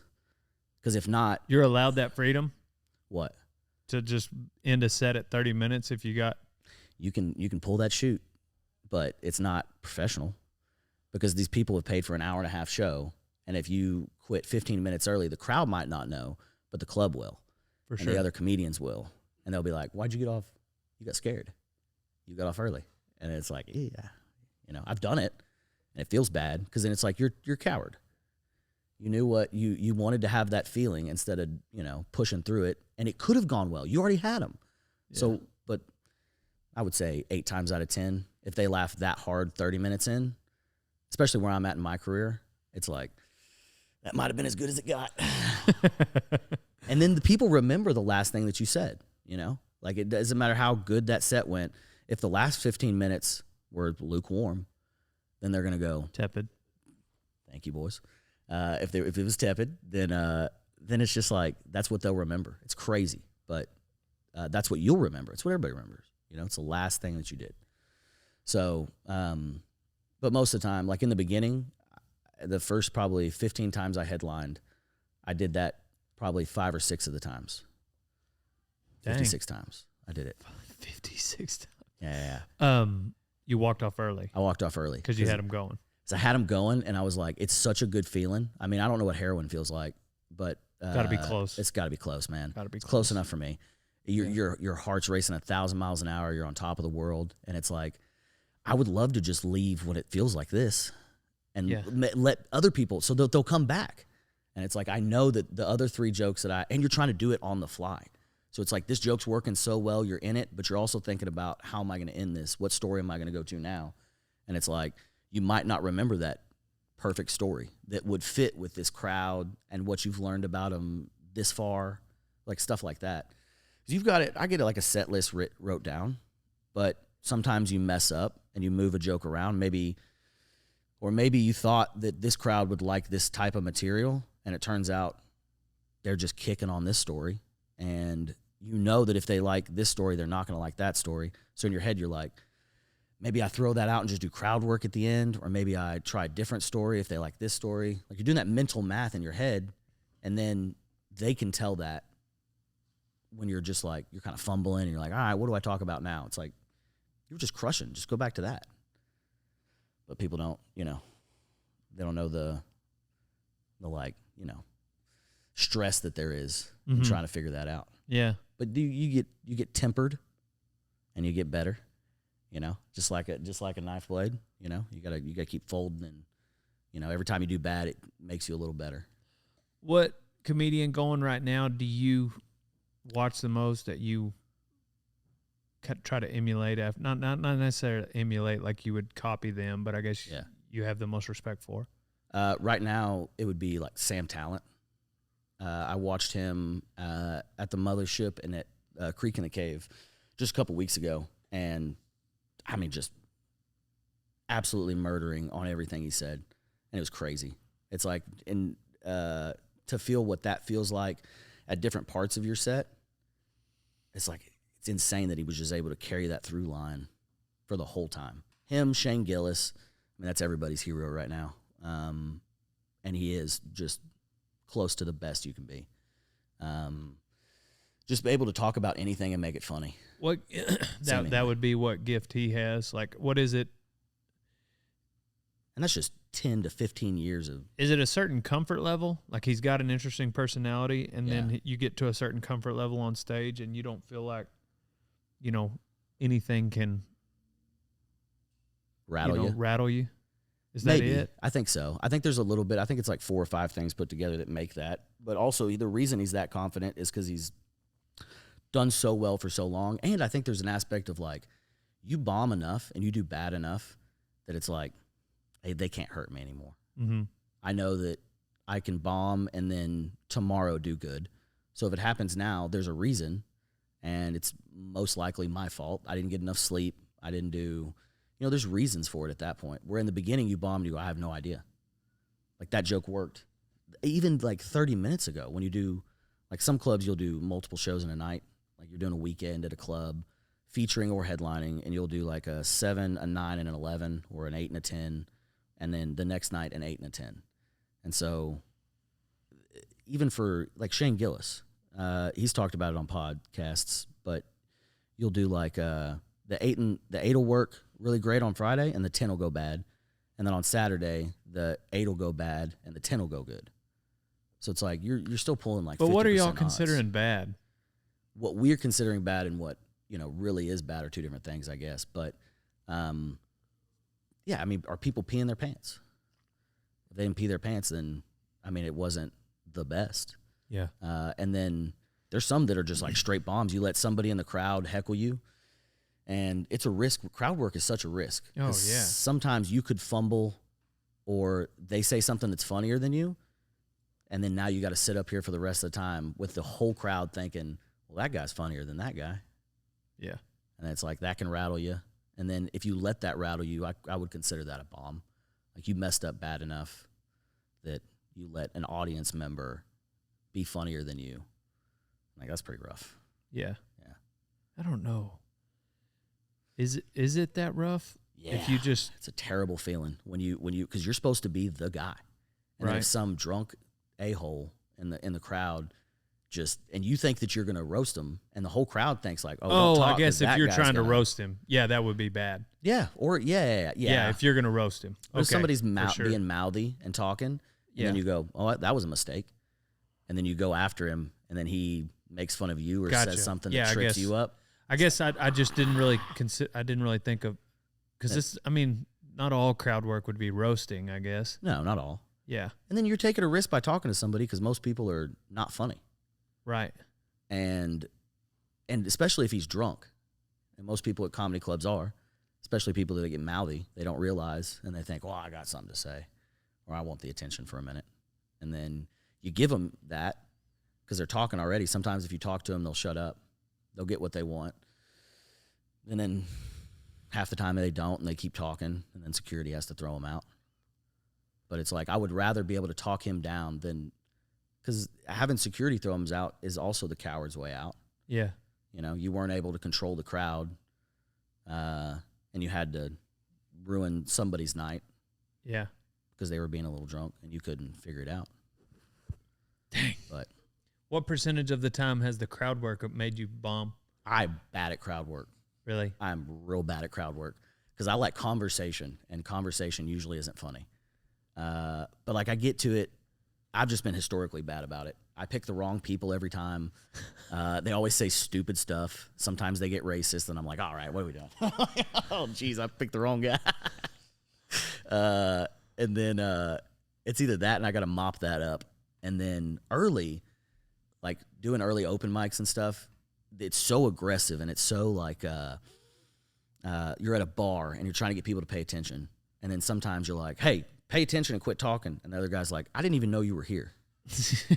Like, I'm flirting with this babe, and you're really messing this up for me because she's paying attention to you. Yeah. And then you got to go, or whatever, and you got to try to make them look dumb so that the rest of the crowd laughs, and then he turns around to his babe, and everybody else is paying attention. But because somebody just talking while you're up there talking, So distracting. so distracting. And I can't even catch words. I can just hear a constant just, mar, mar, nar, dar, mar, mar, mar. It's like, Yeah. strangle that guy. But to him, he didn't pay tickets to this show. It's his local bar that he loves to drink at and pays a lot of money to be here. And you're just some idiot talking about your Those are the open mics? dick. Yeah. Yeah. Those are open mics. Maybe even bar shows. Like, it's hard to get into a comedy club. You really got to, if you bomb enough early, they'll quit asking you to come back. So you got to go to these bars and open mics and hone your craft before you even try to risk going to a comedy club. So, and those places they're rough. Dang. But if you can make it in a hot bar show, when you go to a comedy club and people are sat and the lights are low and everything's perfect, it's like, yeah, you can just murder with stuff that just works at a bar. And then it's like, all right, well, this is fun. What's the most intense or extreme crowd work moment that you've had? Ooh. Intense or extreme? Or just like, I don't know, somebody that I made fun of a guy's wife I was talking to him, and we were laughing and having a good time. And then he said something about like, yeah, that's my wife or whatever. She won't let me go out. I'm like, oh, I hate it when that happens. And it wasn't anything too offensive, I don't think. And I kind of black out some of those memories. But I was just riffing, and it seemed fun, and it wasn't. It wasn't for him or her and anybody else in the crowd. I don't think it was misogynistic. I think I just said something. I wish I could remember what it was, but he got upset and stood up. And then there's a lot of places that like you feel safe on stage. You should feel safe. Yeah. The club should make a bar show. If somebody comes after you, the bouncer's outside checking IDs. Like you're gonna have to handle business until somebody gets that bouncer. But at a comedy club, there's servers walking around, and there's bouncers that kind of just wait in the back. And then if you say, hey, this guy's being a problem, they'll come over and escort him out. But then there's some comedy clubs where that guy's fat. That bouncer guy's fat, and he doesn't want to get up. And he might be in the bathroom, or he might be smoking weed outside. And you go, hey, like, I remember in that situation, the guy stood up, and I was like, hey, my bad. We were just messing around. I think I took it too far. And I go, hey, and I start looking around, and I don't see the bouncer guy. And I go, I might have to fight this biker guy. And he starts getting closer and closer to the stage. And then the audience members were even helping. We're like, hey, man, it's cool, sit down. And I was like, and I was all heated up, you know? And so I'm like, I can't cower down, you know? Yeah. And so I'm like, come on, man, hey, take a step on the stage and see what happens. And like, I'm mad, he's mad. That's not good. And then I'm thinking, I'm like, because he's going to have to get on this stage at some point. It's like when somebody robs you. I don't know if anybody's ever been robbed, but I think the best way to handle it's either give him your wallet if you don't have that much in there.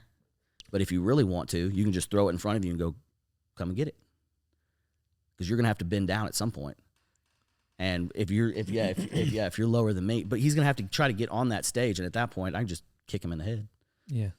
I'm just trying to think of like scenarios that I'm going through, and then all of a sudden the bouncer guy shows up, and I'm like, oh, thank God, I wouldn't have done any of that. I'd have probably run to the green room, honestly. You don't want to be the guy that kicks somebody in the head at a comedy show, you know? Yeah. And I got Crocs on most of the time, so. That's your go-to wardrobe? It was. I did the first 5 years of stand-up, I didn't step on stage without a pair of Crocs on.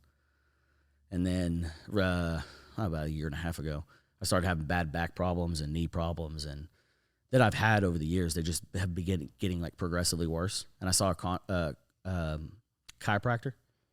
I don't know how to spell that, but I went and saw him. We won't ask you to. Thank you. I appreciate that. Anyway, I went and saw him, and he was like, it seems like you're, like, what style of footwear are you wearing? And he's like, because your hips are all off, your shoulders, I mean, everything is off. And I was like, I wear Crocs. And he goes, stop doing that. He's like, do you wear them as like a slipper at the house, or if you need to go out to a pool or something? He was like, but if you're wearing those all the time, he's like, that's gonna mess you up. So I went back to boots. But I wore boots growing up, never wore tennis shoes. And then I built power lines where I had to wear boots every single day.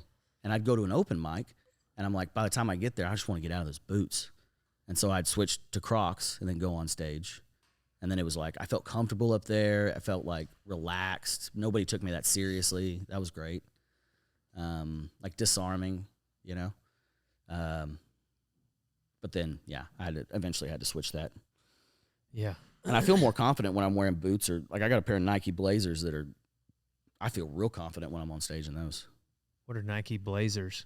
They're like, I'm just getting into the shoe game, but, they're like, it's like, you know, I think it's Nike's response to Chuck Taylor's. So like high tops. That's, I think that is those are Jordans. Oh, those are Air Jordans. Those are J's, baby. Those J's. They look My good. First pair. Got them for $88. Oh. They got me the Instagram ad. Gore-Tex. Oh, yeah. Are those the shoes that Carson wears all the time? Oh, you wear them all the time. You started wearing them after that Rodeo Taylor. Where did you stay that weekend? Oh, you stayed at Dean's house that weekend. Look at there. Is he the one? Okay. So that's what. There you go. Just molding young minds, Dean. Hell yeah. I think we got an air mattress for you guys. Yeah. Although the floor it's actually, I've been sleeping, I got to get a new bed, but I got one that's too cushy. And so every once in a while, if I'm having bad sleep, I'll just sleep on the floor. Oh, is your bed too soft? It is, dude. It's hard. It's hard picking stones and pulling teats, but sure as God's got sandals, it beats fighting dudes at treasure trails. Well, It's a Letterkenny reference. yeah, these guys love it. Never seen the movie. Yeah. They don't have a movie. Yeah, It'd be hard to see it. I haven't seen it either. exactly. So what else do you wear? What's your wardrobe? I mean, what's your go-to? It's just boots and I'm either in swim trunks. because that matters, huh? It matters what you wear. Yeah. Yeah, 100%. If you go up there slobby and you're gonna present yourself sloppy. Yeah. But if you look nice and presentable, I went suit jackets for a little while. I go through phases. I got like I'd love a good blazer, like an '80s with shoulder pads in it, and that's a wild way to just be. And most of the time I go pearl snaps, cinch or Wrangler, and then boots, shoes, or Crocs. I'm in that.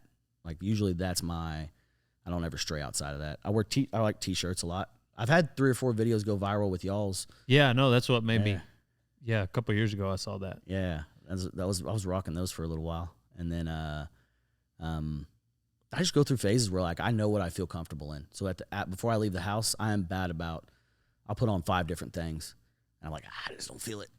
That feels Right. weird. And then I'll throw on another t-shirt or another pearl snap, and I've got probably 80 of those.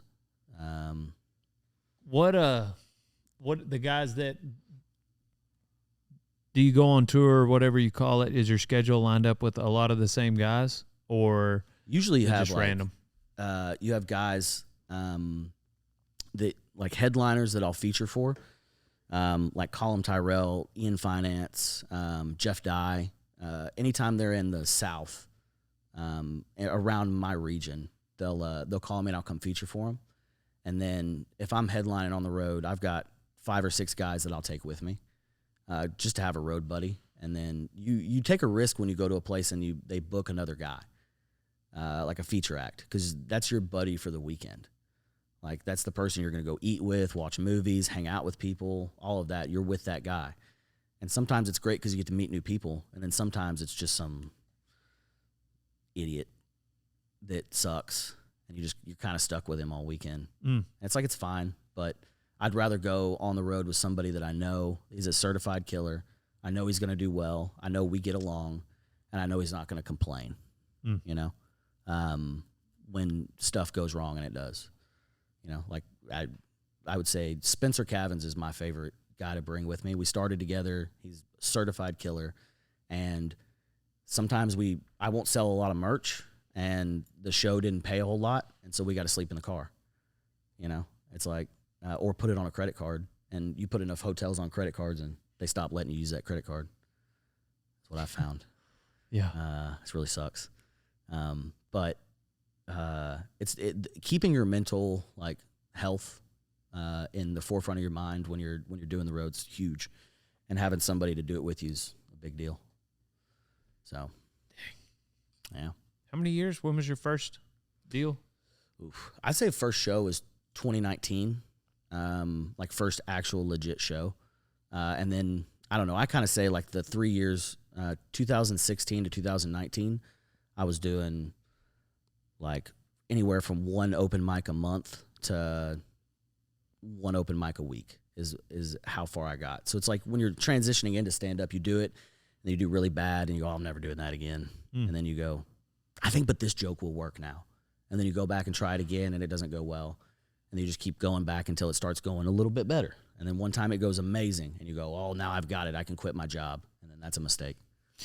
And then I've made that mistake a few times. What I've had a lot of jobs. You still have a job?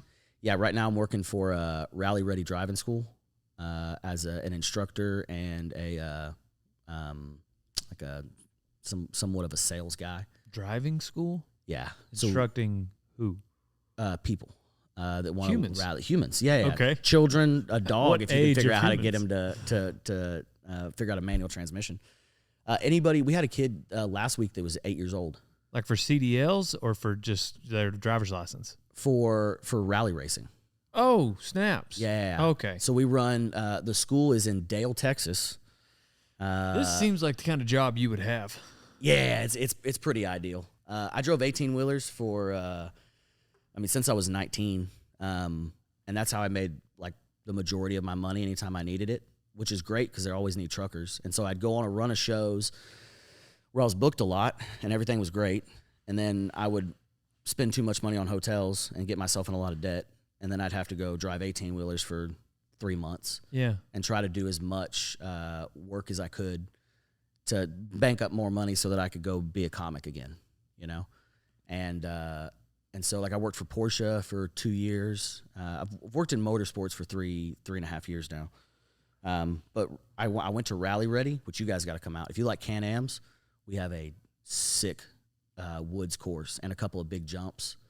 But we run Subaru WRXs and Mazda M2s, and we have a basic beginner's course. And once you can, not stall it out and figure out how to go like 45 miles an hour around some like decent turns and corners, you can graduate to the next and graduate to the next. And we have instructors that, like, I'm beginner's course.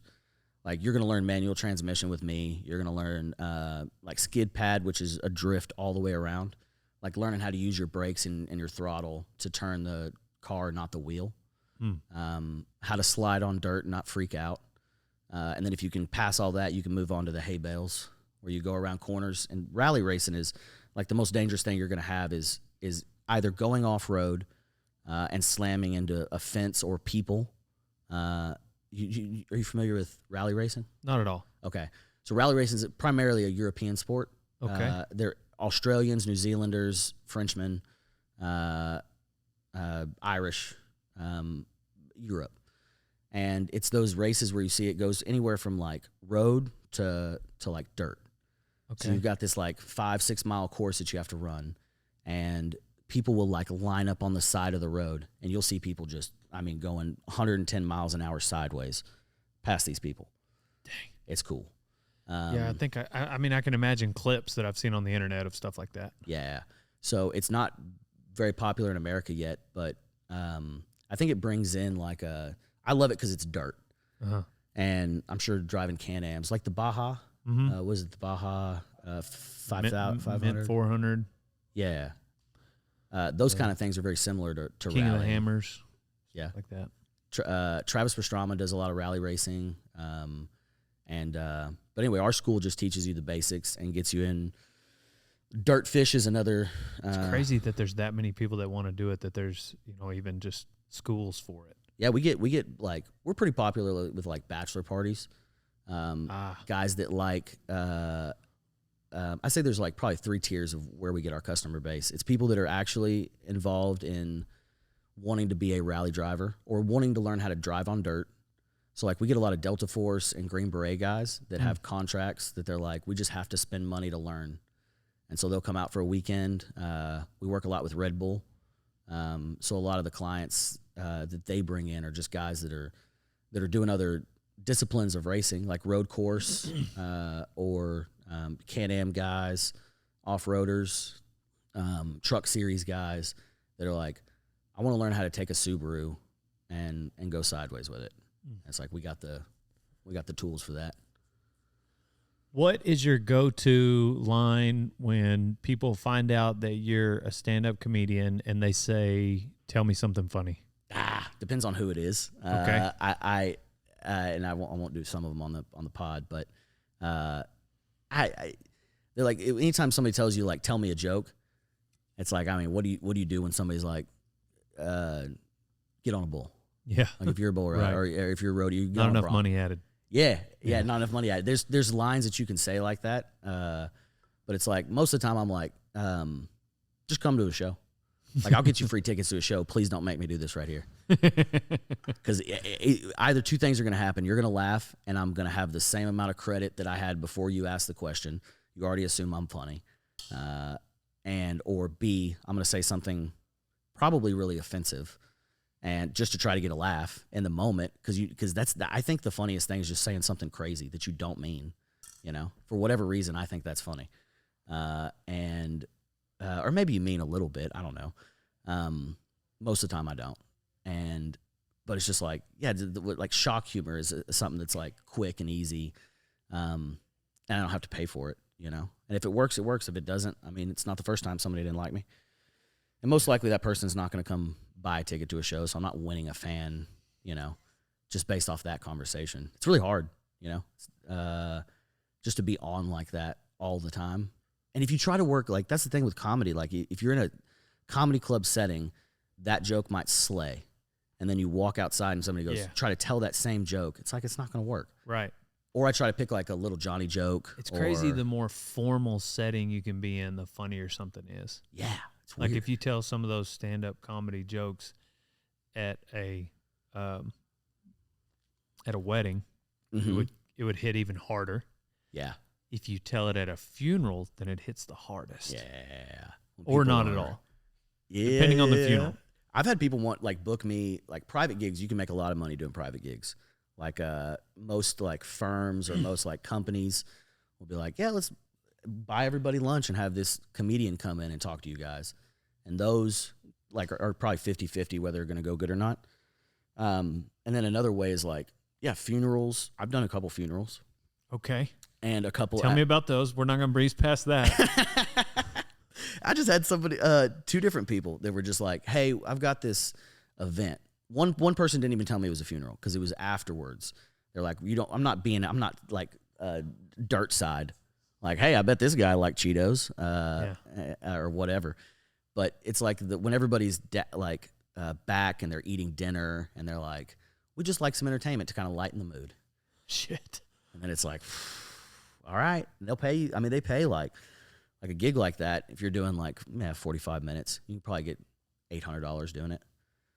No, and it's like, that's not enough. Yeah, well, that's not enough. If you're poor, it's enough, and you need it. I'm just saying I don't know. Yeah. To potentially bomb at a funeral, we're gonna have to go into 4 digits at least. And I think you have to walk in there and go, most likely, I'll never see these people again. And you just try to give them your best shot. But yeah, you take a risk. So how did it go? Fine. Yeah. People were so emotionally distraught that they were just looking for something. They just lost Papaw, and he was a big fan of comedy and always made people laugh. So they're already looking for it, you know. I think that whatever weird Did you act reason, like you knew him? No, I knew a guy like him, you know. And I would tell. I think the one that went really well. I just told old hunting stories about my grandpa, like and things he would do, and it seemed like, based off the obituary, that this guy was very similar to my grandpa. And so I took that one kind of to heart and just told kind of heartwarming stories about my grandpa. That'd be so funny if you did your homework and just found out some dirt on him and just like include it into the set. Yeah, you'll never believe what he did in Vegas. What about when he ran around on his wife? Yeah. That was fun, wasn't it? Y'all remember that? I remember that year. What a fun time. Yeah. Man, funny guy. So is Dean. And you know what? I feel so good in this Tri-Blend Rodeo Time t-shirt. It just contours my body like nothing I've ever worn before. These shirts, they were tested on animals, but they didn't fit. So go to rodeotime.com to get a deal you can feel. Cap, t-shirt, hoodie, the greatest apparel line known to man on earth. Also, text special offer to 940-353-0890 to get a deal you can feel, old son. Like to thank my sponsors, Ranch Fuel, Can-Am Side-by-Sides, Total Feeds, American Hat, Rock and Roll Denim, and last but not least, Mountain Ops Supplements. That way you can get the gains, bro. Get the gains. Now back to the podcast. What's like a story that to you was hilarious but just never made it into a joke? Ooh, that never made it into a joke. Or you tried it and it bombed? Not that it never made it into a joke, but it didn't.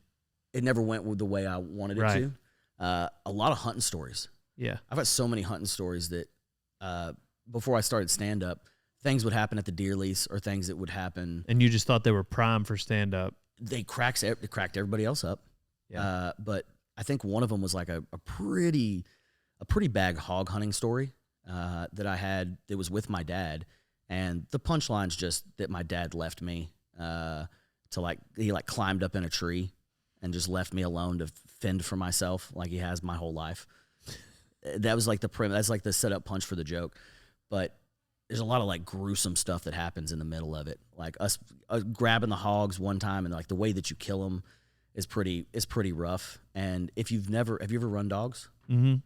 So it's like there's a certain point where you're amped up, you know what's happening. Maybe you've even seen them do it, but it's not till you stick that knife in the armpit and that blood comes out that you're like, oh, this is a lot harder than I thought. This is dark, dude. You can feel the life leaving their body. Like they do those tremors that they shake, and then it's like, oh man, yeah, I'm in this. I'm doing it.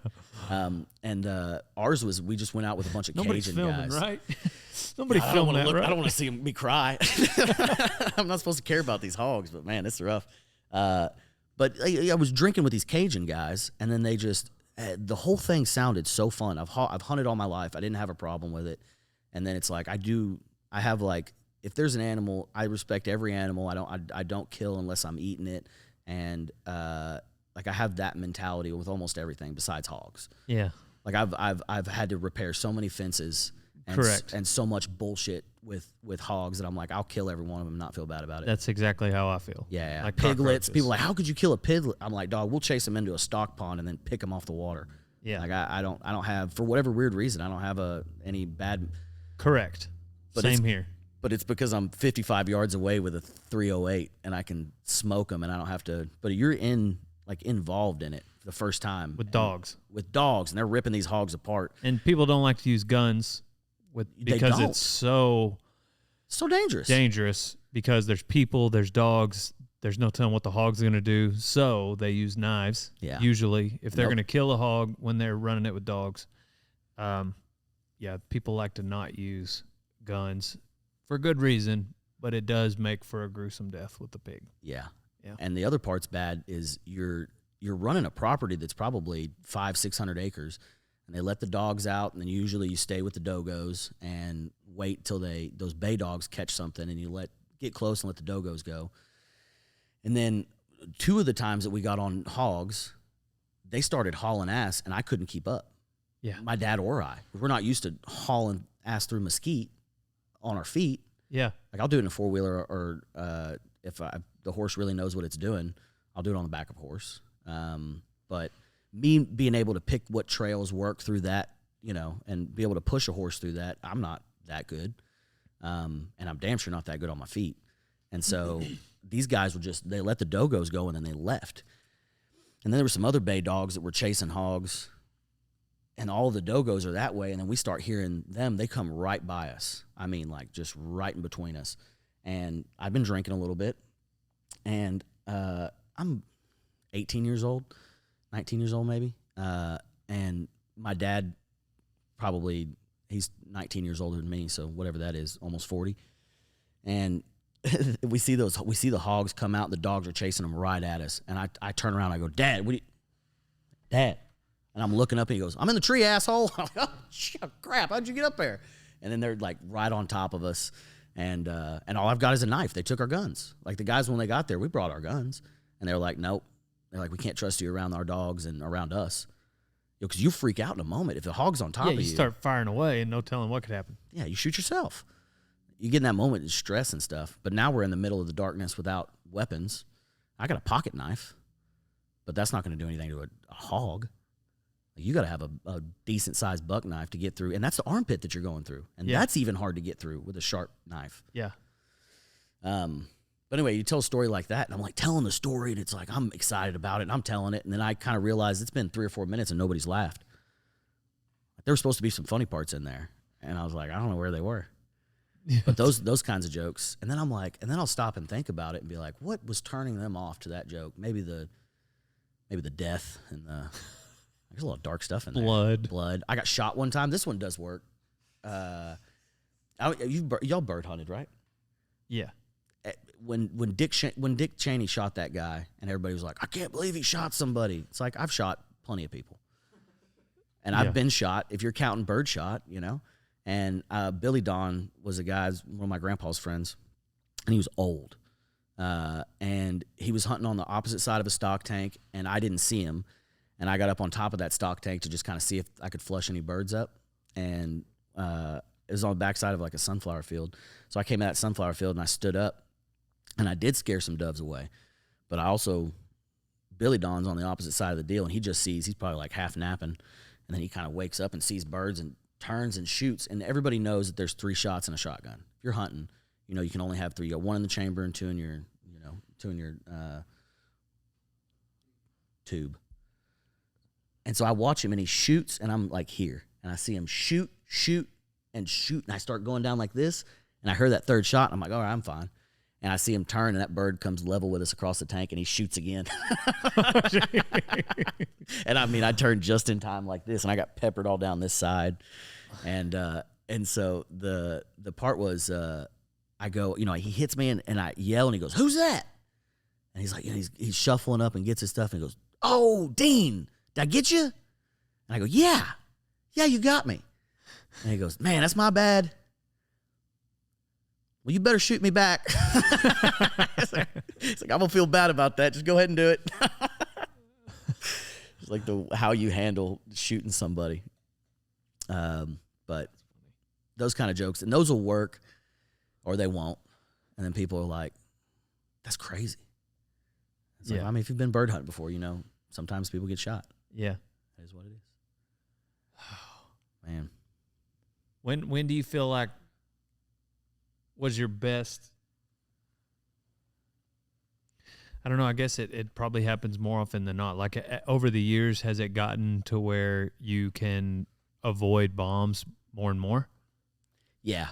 You can do things like set yourself up. Like I'm at the point now where if I get good sleep and I get, I've got jokes that I'm confident in and I'm not trying stuff out, I'm not taking a risk, most likely I'm not going to bomb. Yeah. But if I'm on the road and I'm not sleeping well, I'm having to sleep in my car.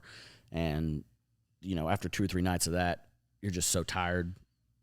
Yeah. That you pretty much know you're going to, like, I'm going to bomb tonight. I can feel it sometimes. And then there's also times where you're doing so well and you're like, man, there's a black cloud hanging over my head. One of these is going to go bad. Which one is it going to be? And then it happens and you're like, all right, well, there it was. Move on to the next one. But you can mitigate your risk, You can decide, you can prep more. You can go in with a set list that's like, I've oiled this up. This is guaranteed. I know that this is going to work. Yeah. Or you can go in and go, but that's not as fun. That's not as risky. I like to go like, I'll start getting too cocky and I'll go, okay, the first joke, certified killer. And then I'm just going to do 5 minutes of something. I don't know what it is. I'm just going to figure it out in the moment. And then I'll end with a good joke. But that middle part, if that middle part goes bad, then I'm like crappily set up for the end. And then, I don't know. Let's see though. I kind of like the nervousness of almost bombing. I've always The gambler enjoyed. loves to lose. It's fun to ride, bucking horses, bucking bulls. Like there's always that moment of, I don't know. I don't want to call it anticipation, but essentially, when the gate cracks, Yeah. am I able to execute? And with rodeo, with riding bulls, it's like everything's counterintuitive, so you have this set of fundamentals that you got to execute where your body is telling you to do the opposite. Yeah. So like on a bucking horse, you got to lift. Uh-huh. But for some reason, we want to sit up. You got to lift and you got to stay back, keep your shoulders back. But for some reason, we want to pull and sit up. Well, that's actually what gets you bucked off. So like you've got to be, and if you're able mentally to focus and suppress those emotions, then, and sometimes different horses, different situations, more pressure will call and will, make it harder to execute the fundamentals. If you've been on that horse before, sometimes you can be confident and then sometimes you can be too confident. But essentially there's a lot of different things that can go wrong. Yeah. And I've always appreciated that moment of just the personal challenge of executing, Mm-hmm. And I found it very similar to maybe talking to girls, for instance, back in college, you're just, or, throughout my entire life, really, just how is this going to go when you approach a beautiful woman, Yeah. And that's just a fun moment. And I Yeah. imagine that's probably really similar to stand up. Like whenever you said that's not that risky, well, like trying something new in front of a live audience seems like that moment. Like, how is this Very going to risky. go? Yeah. And you're sitting behind stage, behind the curtain, the comedian's finishing up, and you can usually tell when somebody's coming to an end, right? They're wrapping it up, and it's like, oh, Here it comes. Here it comes. Here we go. And then, but I'm sure it's very similar to when the chute gate opens. Like when they call your name and you step out, it's either that fear is still there or it all fades away. Right. And you just go, okay, then now, and that's how I know. There's sometimes where I step on stage and I go, oh, this doesn't feel right. Like, oh no, I think I messed up. And if you do that in that moment, I'm sure just as soon as it opened and the horse turns back on you instead of or whatever, leaps forward when you thought you rode this horse before and he's going to turn in. Well, whatever. I think there's two types of those moments. One of them might be for whatever reason you think this doesn't feel right, and that maybe is just some other, for whatever reason, doubt crept in. Yeah, but there's another one of like, I'm not prepared enough, and you're like, this doesn't feel right because I've not prepared or I'm overmatched. Yeah, and that's more on you, which I feel like there's probably times, with comedy where it's that way. It's just like, for whatever reason, this doesn't feel right, but I have worked my buns off for this moment. And so it's probably liberating, like, let the chips fall where they may. Yeah. But then there's other times when you walk on stage and you're like, man, I have, slacked off. And if this doesn't go well, it's my fault. Mm-hmm. I think that's that way with like supplements, supplement, like beer. Like first 5-6 years, I would have 2 beers before I went on stage. And then it's like, just because confidence or whatever, or you want to show the crowd that you're one of them and you're drinking, and then, but it gets to a point where, you realize if you do it sober, then it's like, it's so much better. Yeah. More often than not, I'm doing well when I don't have any beer in me.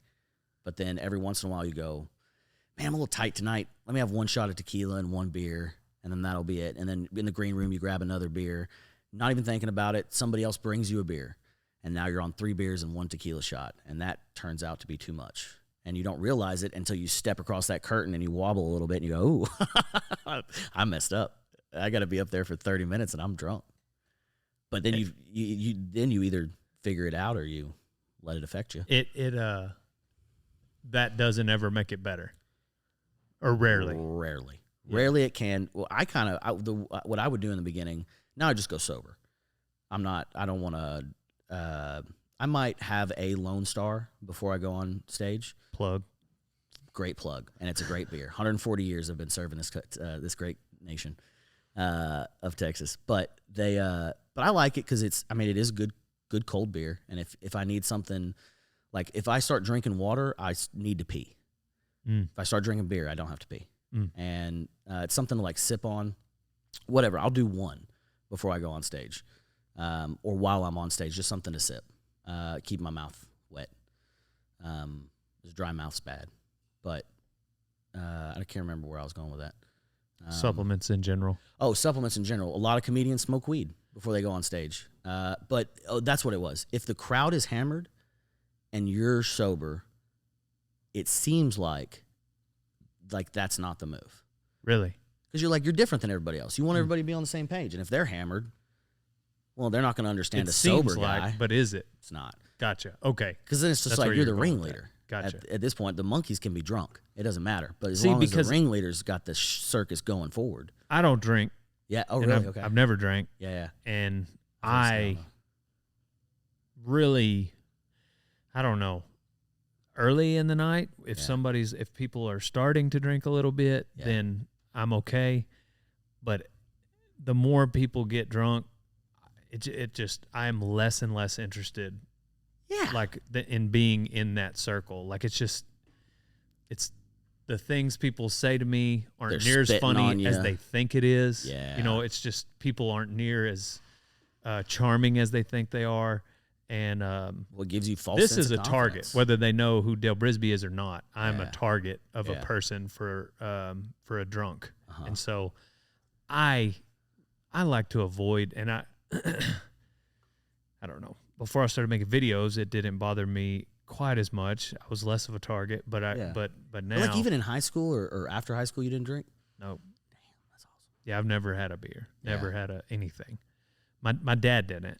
Other people in my family Didn't drink. didn't drink, and so I just kind of He made it through all of rodeo without. Yeah, he had like 5 margaritas like my entire life. Wow. Yeah, and 2 of them affected him heavily. I remember him getting not like he didn't get drunk. He just like headache on the couch kind of deal. But like he just wasn't a drinker, and neither am I. Anyway, with that being said, like I would have to do every set sober, obviously. Yeah. And you're just sharp. Like that's the thing about alcohol. Sharper than I would normally be, but maybe not as sharp. Thank you. Yeah. That and weed is a huge in comedy. Because now I smoke that every day. No, I'm just that would be wild. I've never touched even a Lone Star. I blaze joints, dude. I'm just kidding. Rolling blunts. That would be hilarious. But because weed kind of gives you like it puts you in a funny, silly mindset, and it seems like it's good, but also it makes you forget everything. It's like you will be funny, and if the crowd is high, or if whatever, it's funny to go up there and be like, "What's up, dude?" Like, "Oh, I was thinking about this. This is crazy." Yeah. But it's like in your head, it sounds great. Yeah. So now I feel like if I were sober in the crowd, I would be far less. Yeah. If there's anybody sober, or not high. Yeah. Like that would probably be like a buzzkill for them. Not really. That's what I'm saying. Think, I'm saying like if you went out there, like you just said, high, and you think something's going to be funny because you're high, and it's absolutely not. Like, oh, for for the sober person, it would be like that would be kind of a bomb to them. Like, I guess if other people were high or drunk, they might laugh at anything in that moment. But anyway, I think that would probably be the risk of doing either one of those, either drunk or high. Is like the majority of the crowd is sober. If the crowd is sober, maybe they're not going to find it near as entertaining as you do. And it turn them off. And then you could ruin a fan. Like say you don't go to comedy clubs a lot, but if you came and 2 of the comedians that went on were baked, then you go, that wasn't really worth it. They didn't take it seriously. Mm-hmm. It's just a drugged in or whatever. It seems like. And then I just don't want to go. Yeah. And that sucks, Yeah. You turn a lot of people off. Have you been to the Mothership? Yeah. Have you performed there? Uh-huh. Really? Yeah, cool. Yeah. Sets, not as many sets as I'd want to be. I'm not passed. But what do you mean passed? So the way like a most good comedy clubs work is they have a system set in place where you go through the open mic. And then if you do good at the open mic, you get a call back. You come do a few shows. And then if you keep that consistent, they'll go, okay, now you're a past regular. And you get to call your avails in. So every Monday you call in and go, hey, I'm available Monday, Tuesday, Wednesday, Thursday. And they go, okay, then you're going to perform on Tuesday and Thursday, and you get 2 shows a night. And that's what you're allotted for this week. And now you're a paid regular. And Rogan's club pays $200 a night.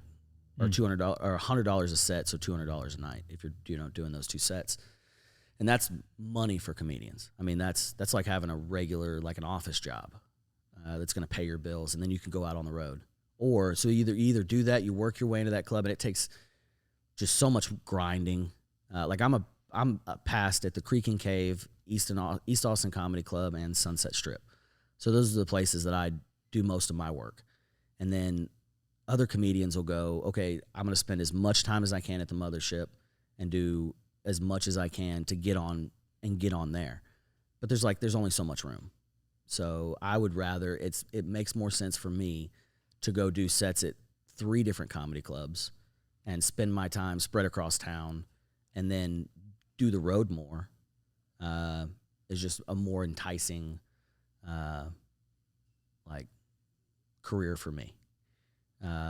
It would be amazing to get on there, but I just don't have the time or the bandwidth to just stay every night, and especially not drinking. Like that's the thing, you got to hang, and you got to go in there and build those relationships. And I'm friends with all the people that go there, but I'm not going to go stay at Mitzi's till 3 a.m. and to try to just get an extra spot.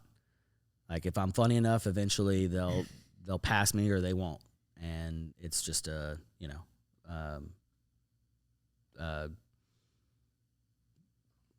don't know. It's just a one way to do it, you know? Yeah. It's 10 ways to skin a cat. Yeah. But it's a great club, one of the best clubs in the country. I mean, to perform there is amazing. Yeah, it seems like there's comedy in Austin seems to be more of a topic now than Used to maybe be the it live was music capital of the prior to- world. prior to COVID. Yeah. Prior to Rogan's Club, too. Yeah, or well, that's what I mean. Yeah. Him coming there after COVID seemed like that really changed everything. Yeah. It's neat. Were you in Austin in 19 when you started? Uh-huh. Yeah. Yeah. I started with the only clubs we had was the Velveeta Room in Cap City. And we were all, you know, it was a, you know, quiet little pond, and now it's turned into a lake. Yeah. And eventually, I think it's going to spread to a, you know, an ocean. There's eight working comedy clubs now, and there used to be 2. Dang. It's crazy. And the mothership sells out every night. Like, if you got tickets, it's because, like, if you get tickets day of or even week of, it's because you know somebody. Like, you got to plan that out. It's a booked up spot. They Straight. or if you follow them on Instagram, whenever Yeah. they pop up, they'll be for sale, and Yeah. you just got to like buy them right then. Yeah, you got to make that decision. Yeah. And you don't know, sometimes you don't even get to check, like who am I going to be seeing? It doesn't matter. Just buy the tickets. Yeah. Yeah. You'll see somebody cool. Yeah. Yeah, I didn't realize whenever I went that Oh, and Joe- you did Rogan's podcast too. Yeah, so I went to the mothership the night before. Oh, nice. Yeah. And I didn't even know he was going to come on that night, but he was hilarious. He's so funny. He was so funny. Yeah. And That's I'm trying doing to it 30 remember years. who else. Yeah, and he did the 45-minute set. That was crazy. Yeah. Yeah, that whole night everybody was good. I'm trying to remember the black guy's name that is there all the time. Brian Simpson. Yes. Yeah. Yeah, he was there that night. Crusher. Yeah, and then there was an Indian guy. Sanamad. Probably. Like a shorter Indian guy, Yeah. big beard. Yes. Yeah. Yeah. Sanamad. He's Yeah. the man. They were all pretty funny. Yeah. I don't know. I have a respect for it, and like I guess I want to do it. I want just to see what it would be like, but I really do think that I wouldn't do it without putting in a lot of work first. And that's what I don't know. That people think that, like, oh, I got to write this or I got to have this down. No, you need to be comfortable up there first. And Right. It's like, Yeah, I guess you just have to go. Yeah. Just go and do it and figure it out. And if it goes well, it goes well. If it doesn't, it doesn't. Like, I know a lot of people, like a lot of TikTokers or TikTokers are big on this, where they'll come into town and they can use their following to sell out a show and tell people where they're at, or just pop into a club and just try something. And nobody, like you think that like somebody has like 1 million followers on TikTok. You go, everybody knows who I am. And it's like, these tech people have no idea. They're not. Yeah, 1,000%. Yeah. Then, so you can just go up there and they go, that's just another guy. No, people will hit me up to potentially do like an appearance somewhere and try to like a rodeo. There'll be a handful of people that would know me at a rodeo because I've spent a decade targeting that demographic. But there's other things, that random deals that people ask me to go to, and I'm like, man, I'm not your guy, because I'm going to charge X and Y amount of people are going to show up, and those two ain't going to match. Yeah. You know, now, like if I have a booth at like, you know, NFR or Houston Rodeo, I could probably do good at that booth because that's my demographic and they're already there. Yeah. But when it comes to like, if I did even if I were to promote that I'm going to do stand-up comedy downtown Austin, like, I don't know how many people would show up. I bet a lot.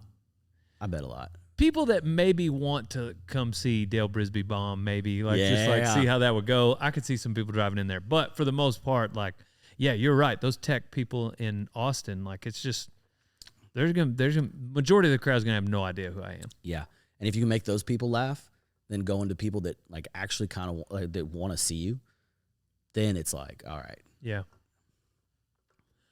Yeah, maybe I could see some hecklers though. Yeah.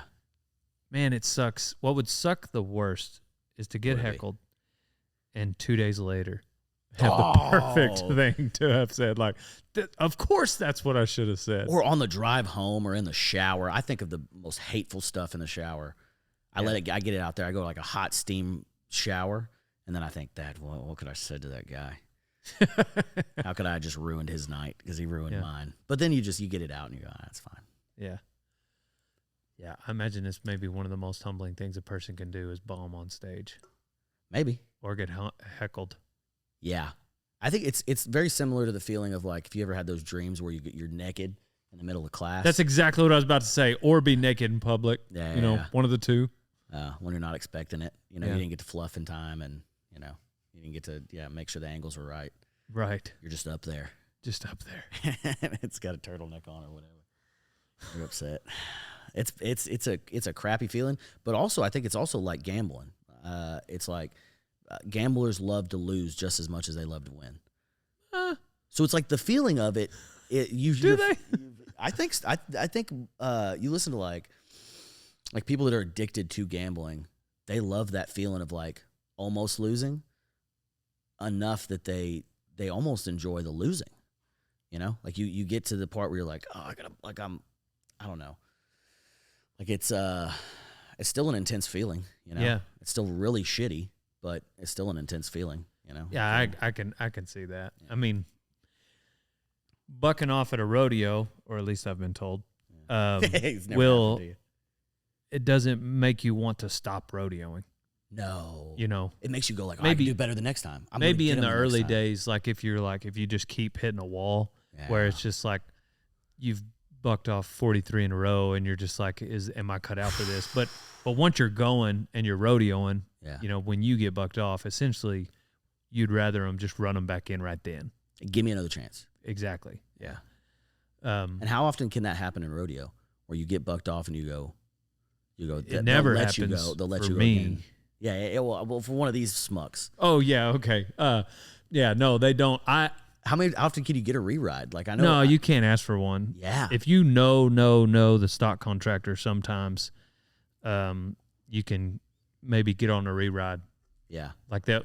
I'm saying like if they don't need the re-ride that night and they didn't have a lot of outs, they might buck the re-ride for you. Yeah. If they don't have a lot of outs, period, and you like are really hungry, and it would be called a mount out, so it's not going to count. They're just going to. But at least that can definitely happen. Yeah. That can definitely happen. That's the heartbreaking part of comedy too. Is you get that set, it doesn't go good.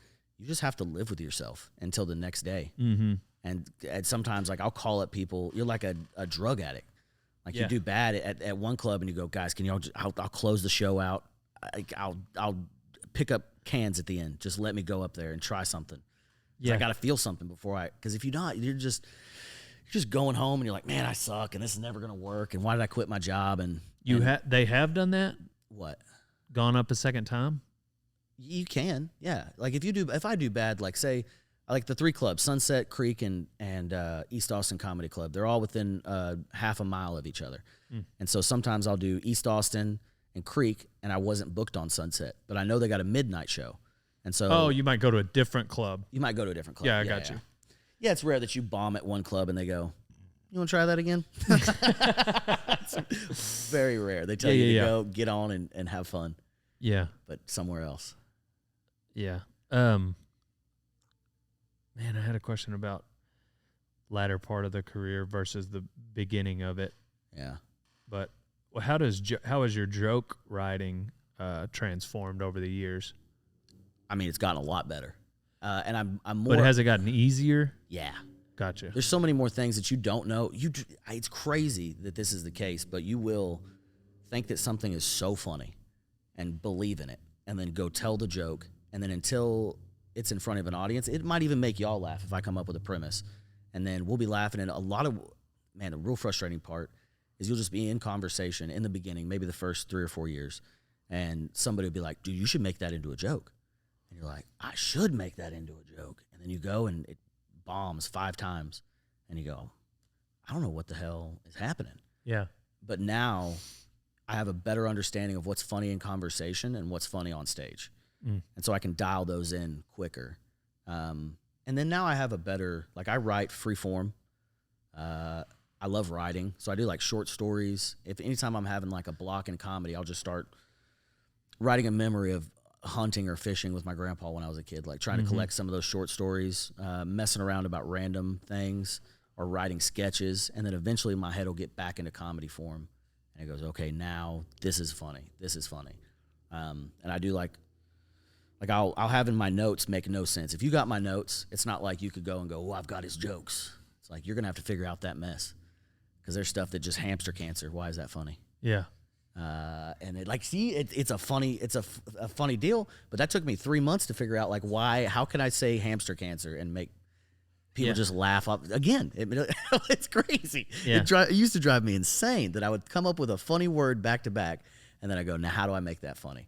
And I'll go to a crowd, and other than just saying those two words together, what's the substance there? Why is that funny? So it's just the scenario of me going into a veterinarian's office with a hamster and him going, it's hamster cancer. Yeah.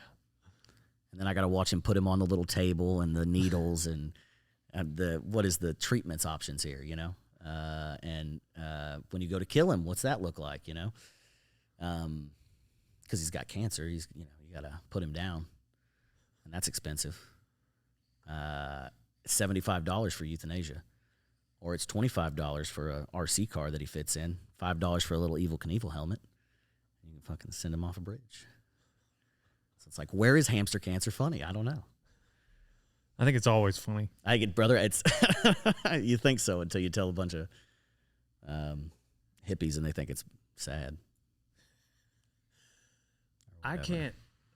What has it been like telling jokes as like, I'm going to make a few assumptions here. Okay, conservative, yeah, Christian, Texan. I walk in the light of the Lord, but I haven't been to a church in 4 years. Sinner. So I've been washed in Jesus' blood. And do you have a scripture in your bio? I do not. Well, I have that I'm a race car driver in my bio. It's not good enough. Add the scripture, and then we'll call you a Christian. So anyways, yeah, so all those things. Yeah. Like, not that someone who lives in Austin and is a hippie can be a Christian by any means, but No. like all those like conservative type, typically probably right side of the aisle, how has it been being a comedian in a typically left side of the aisle city? This is something that everybody's like, oh, it's got to be so hard, or must have been so hard to push through.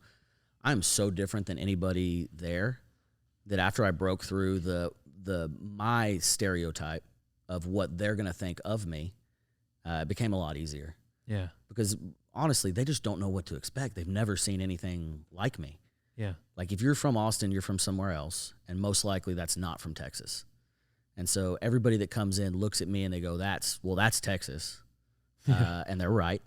And so in their head, they're not, you would think that they'd be like, oh, that's a bigot, or that's a racist, or that's a whatever. They just don't know what to expect. I don't know if I'm going to pull an armadillo out, if I'm going to shoot something, or if I'm going to, hop on a horse after this and ride off into the sunset. Do a lot of them assume that you're carrying? Yeah, I bet they do. I bet they look up and they go, that guy's got a gun on him. What were you saying? Peeing and farting at the same time? I would never say something of that. That immaturity. Yeah, so, I mean, have there been anybody like aggressive towards you because of you're in Austin and you're a little different than maybe the typical Austin citizen? I've had people like question me on questionable things that I've said, like on stage, like points I've taken or stances I've taken. And I'm pretty like what? You just like start a set with like Trump train? Yeah. Man, like I'm trying to think of like, I'm not a very controversial guy. Like I try to stay, if I believe in something, I believe in it. And it's just usually not funny to say on stage, Well, it's probably too like the vibe around Austin is like, yeah.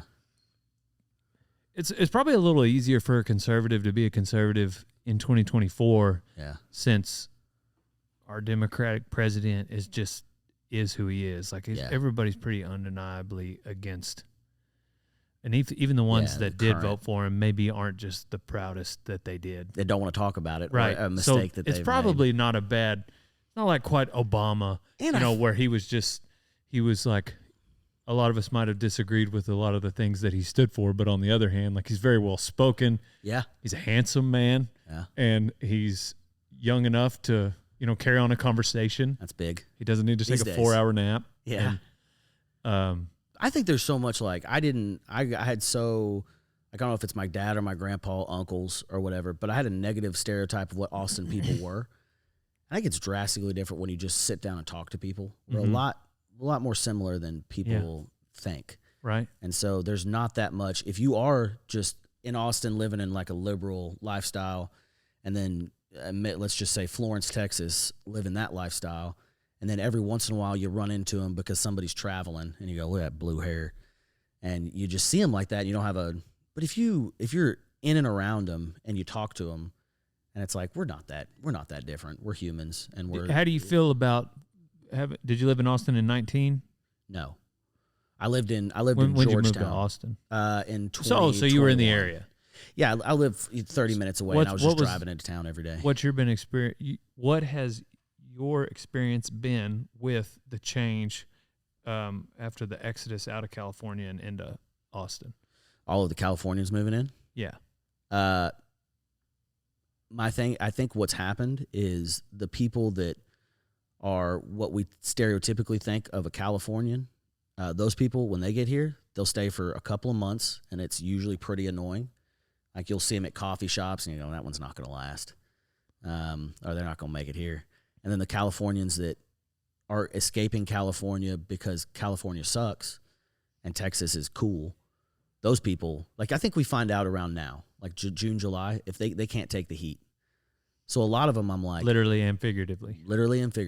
I mean, they melt. They stay in their cars. They stay indoors. Like they can't handle the Texas weather. And it's not what they thought it was. They're getting out because tax purposes or something, and then they get down to Texas and they go, that's actually not what I wanted. And they leave pretty quick. I haven't run into very many that are just like whiny or even like protests. Like there'll be a protest. Like, we had, we'll have protests. And when those happen. What's the one that you were just thinking of? I don't want to say it. Yeah. We got in trouble earlier. Okay, let's say there was a pretty rough one where there was the Black Israelites, and then there was like beginning of Pride. Oh yeah. And both of those converged on the Congress Bridge, and it's like I've never seen just a mix of people that just have very different ideologies. Yeah. And they just it got stressful for a minute, and then they all just kind of like passed by. But it was like, 500-600 people on both sides. And they're protesting about their like completely different stuff. Like Black Israelites put on a protest because I can't remember, but they were doing something. And then it's June, so it's Pride Month. And so the Pride Parade's going on, if y'all have ever seen anything like that? Thank the Lord I have not. Wild.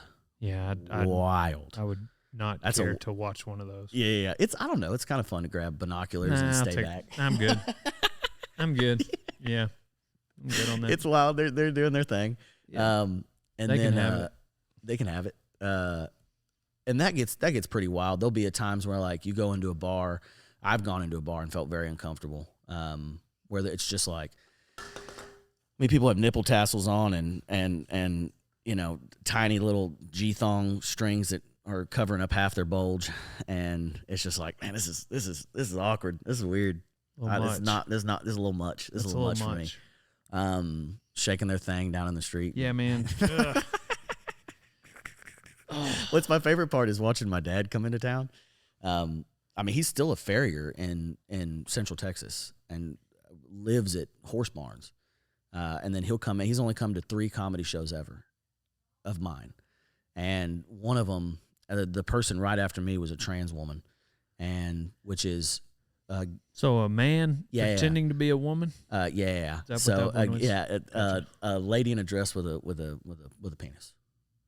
That's what Okay. she is. And that's the best way to describe it. And you could see her bulge in the dress, and otherwise looked like a woman. And my dad was sitting in the front row because he thought he'd bug me, and he was like, I'm just gonna talk about you the whole time. And it wasn't a big problem. Then I got off stage, and then nobody, a couple of the comedians had come out, and I was like, you see that guy in the cowboy hat? And they're like, yeah. I was like, I bet you $10 he leaves within a minute. And they go, okay. And then sure enough, she goes up there and starts talking, and then she has a joke where she like drops her voice for a second, sounds like a man. And as soon as that happened, I could see him he grabbed on both sides of the Oh, he chair. didn't know it was really a man. Because you see, if you're from outside of Texas, you've never seen a trans person before. Yeah. It's not even you don't even comprehend it. You just see a woman in a dress, and then you go, well, she's got some rough underwear on. That's awkward. And then you don't process that as a bulge. Like, that's not a wiener to you, And then and then she starts talking, and then she goes, "What do you think?" And then my dad just got up and left. I was like, hell yeah. You know what? It's so funny to see him. I got some horses to shoe. Yeah, there's some. Yeah, I got to get back. They got a thing about a guy. I got to go talk to him about it. Yeah. Which it's just it's hilarious to watch. Just watch him kind of squirm in there. Yeah, it's very funny. But other than that, I mean, I definitely have desensitized to it. Like now, it is just another thing that's there. Yeah, you're around it, and like the majority of they're just it's a person. It's a interesting person. Definitely that interesting person. Yes, yeah. As much as I would not like to attend a pride parade, like they are each definitely a person. They are still people, and they do deserve love for sure. And they're lost a little bit sometimes not. They know who they are. Yeah, just because we disagree doesn't mean that they're... Look at us talking about trans. Trans rats on the Was it... yeah, let's get it. Well, dang, you can't avoid it when you're talking about Austin, Texas. You know what I'm saying? Like you just said, is a trans... Watch the black confused. Israelites and the trans people meet up on a Congress. Like you can't... I mean, like... It's right in front of you, like your dad had a bulge in front of him, but it's also like, I don't know. Yeah. Yeah. I mean, it's hard to, it's the freaking there. It is. And it was drastically different, but going from genuinely having never even met a gay person, I probably till I was 22, 23. Like I met a couple guys in high school that we were like, he might be, but would never talk about it. Yeah. And, you watch what is it, Sweet Home Alabama, and there's that nice gay guy in the show. And then that's how I was introduced to gay people, was Sweet Home Alabama. And then you go to a place where, I mean, every third person's gay. Right. I mean, they're just, it's just, and and I'm friends with some of them. Yeah. And it's like, now you meet them, and I got a roommate that's gay. Yeah. First gay guy I've ever been friends with, not in a mean way where I'm like, I didn't, put their underwear on a flagpole and raise them up, right, or even make fun of a gay guy in high school. I just didn't know him, had no idea about him. It's just so from what I'm getting is from my dad, my uncle, my grandpa, friends, whatever, and rarely the topic of conversation, just never in our thought process, unless it's on the news or something, and then all of a sudden you meet one and you go, oh, this is one of those. I gotta be careful around him. I heard they're grabby. And then you just don't know, Yeah. And then he's great. I mean, he moved into the house and we got plants. The carpet was a lot cleaner. Boys, y'all ought to come back since the carpet's been messed, we shampoo it. He shampoos it. Who thought you would shampoo a carpet? Yeah. Have you ever thought about shampooing a carpet? Apparently gays and women. And yeah, that's it. So the cleanliness, they're big on cleanliness. But other than that, I mean, he's great. He's great. Yeah. And it's just one of the first that I've ever, truly met and known. Yeah. But yeah, that was weird for a while for me, getting over that. And then there's all of the cultures. Indian food. I had no idea Indian food would be. There's no Indian food. You think there's an Indian food restaurant in Fort Worth? Not to my knowledge. No. not in Georgetown, not in any other Los Fresnos. And then I had curry for the first time, and I was like, a duck curry, and I was like, this is the bomb. Yeah. This stuff is great. Thai food, sushi. I had to wait till my grandpa. Sushi. Oh Yeah. my gosh! But how big of a negative stereotype did sushi have for you growing up? Like if you ate sushi, you were a little less. Yeah, I didn't even know what it was till I was in college. Exactly. I didn't realize it was a thing till college. Yeah, you just think it's raw shrimp or raw fish or something. Brad Paisley said it was bad. Yeah, or made fun of people for it. That's one of the only things I can think about. But now I eat sushi and Indian food at least once a week. Yeah, And that's crazy. My grandpa had to pass away before I took that risk. yeah, I can see that coming from Los Fresnos, Texas. That is way down there. Yeah. What's your motto? What's like your words of wisdom to the world? All great and honorable actions are accompanied with great difficulty, and both must be enterprised and overcome with answerable courage. William Bradford speaking in 1630 about the founding of the Plymouth Bay Colony. Fair enough. Yeah. Thank you guys for listening. Check out Dean Stanfield at a comedy show near you. Yeah. If you are in the Austin area.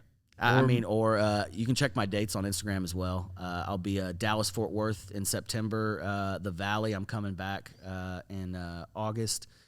And then October, I'll be in New York and Louisiana. You doing like any movies or things like that? We've got two short films. I got 2 short films out right now that are being looked at. We hope they get picked up.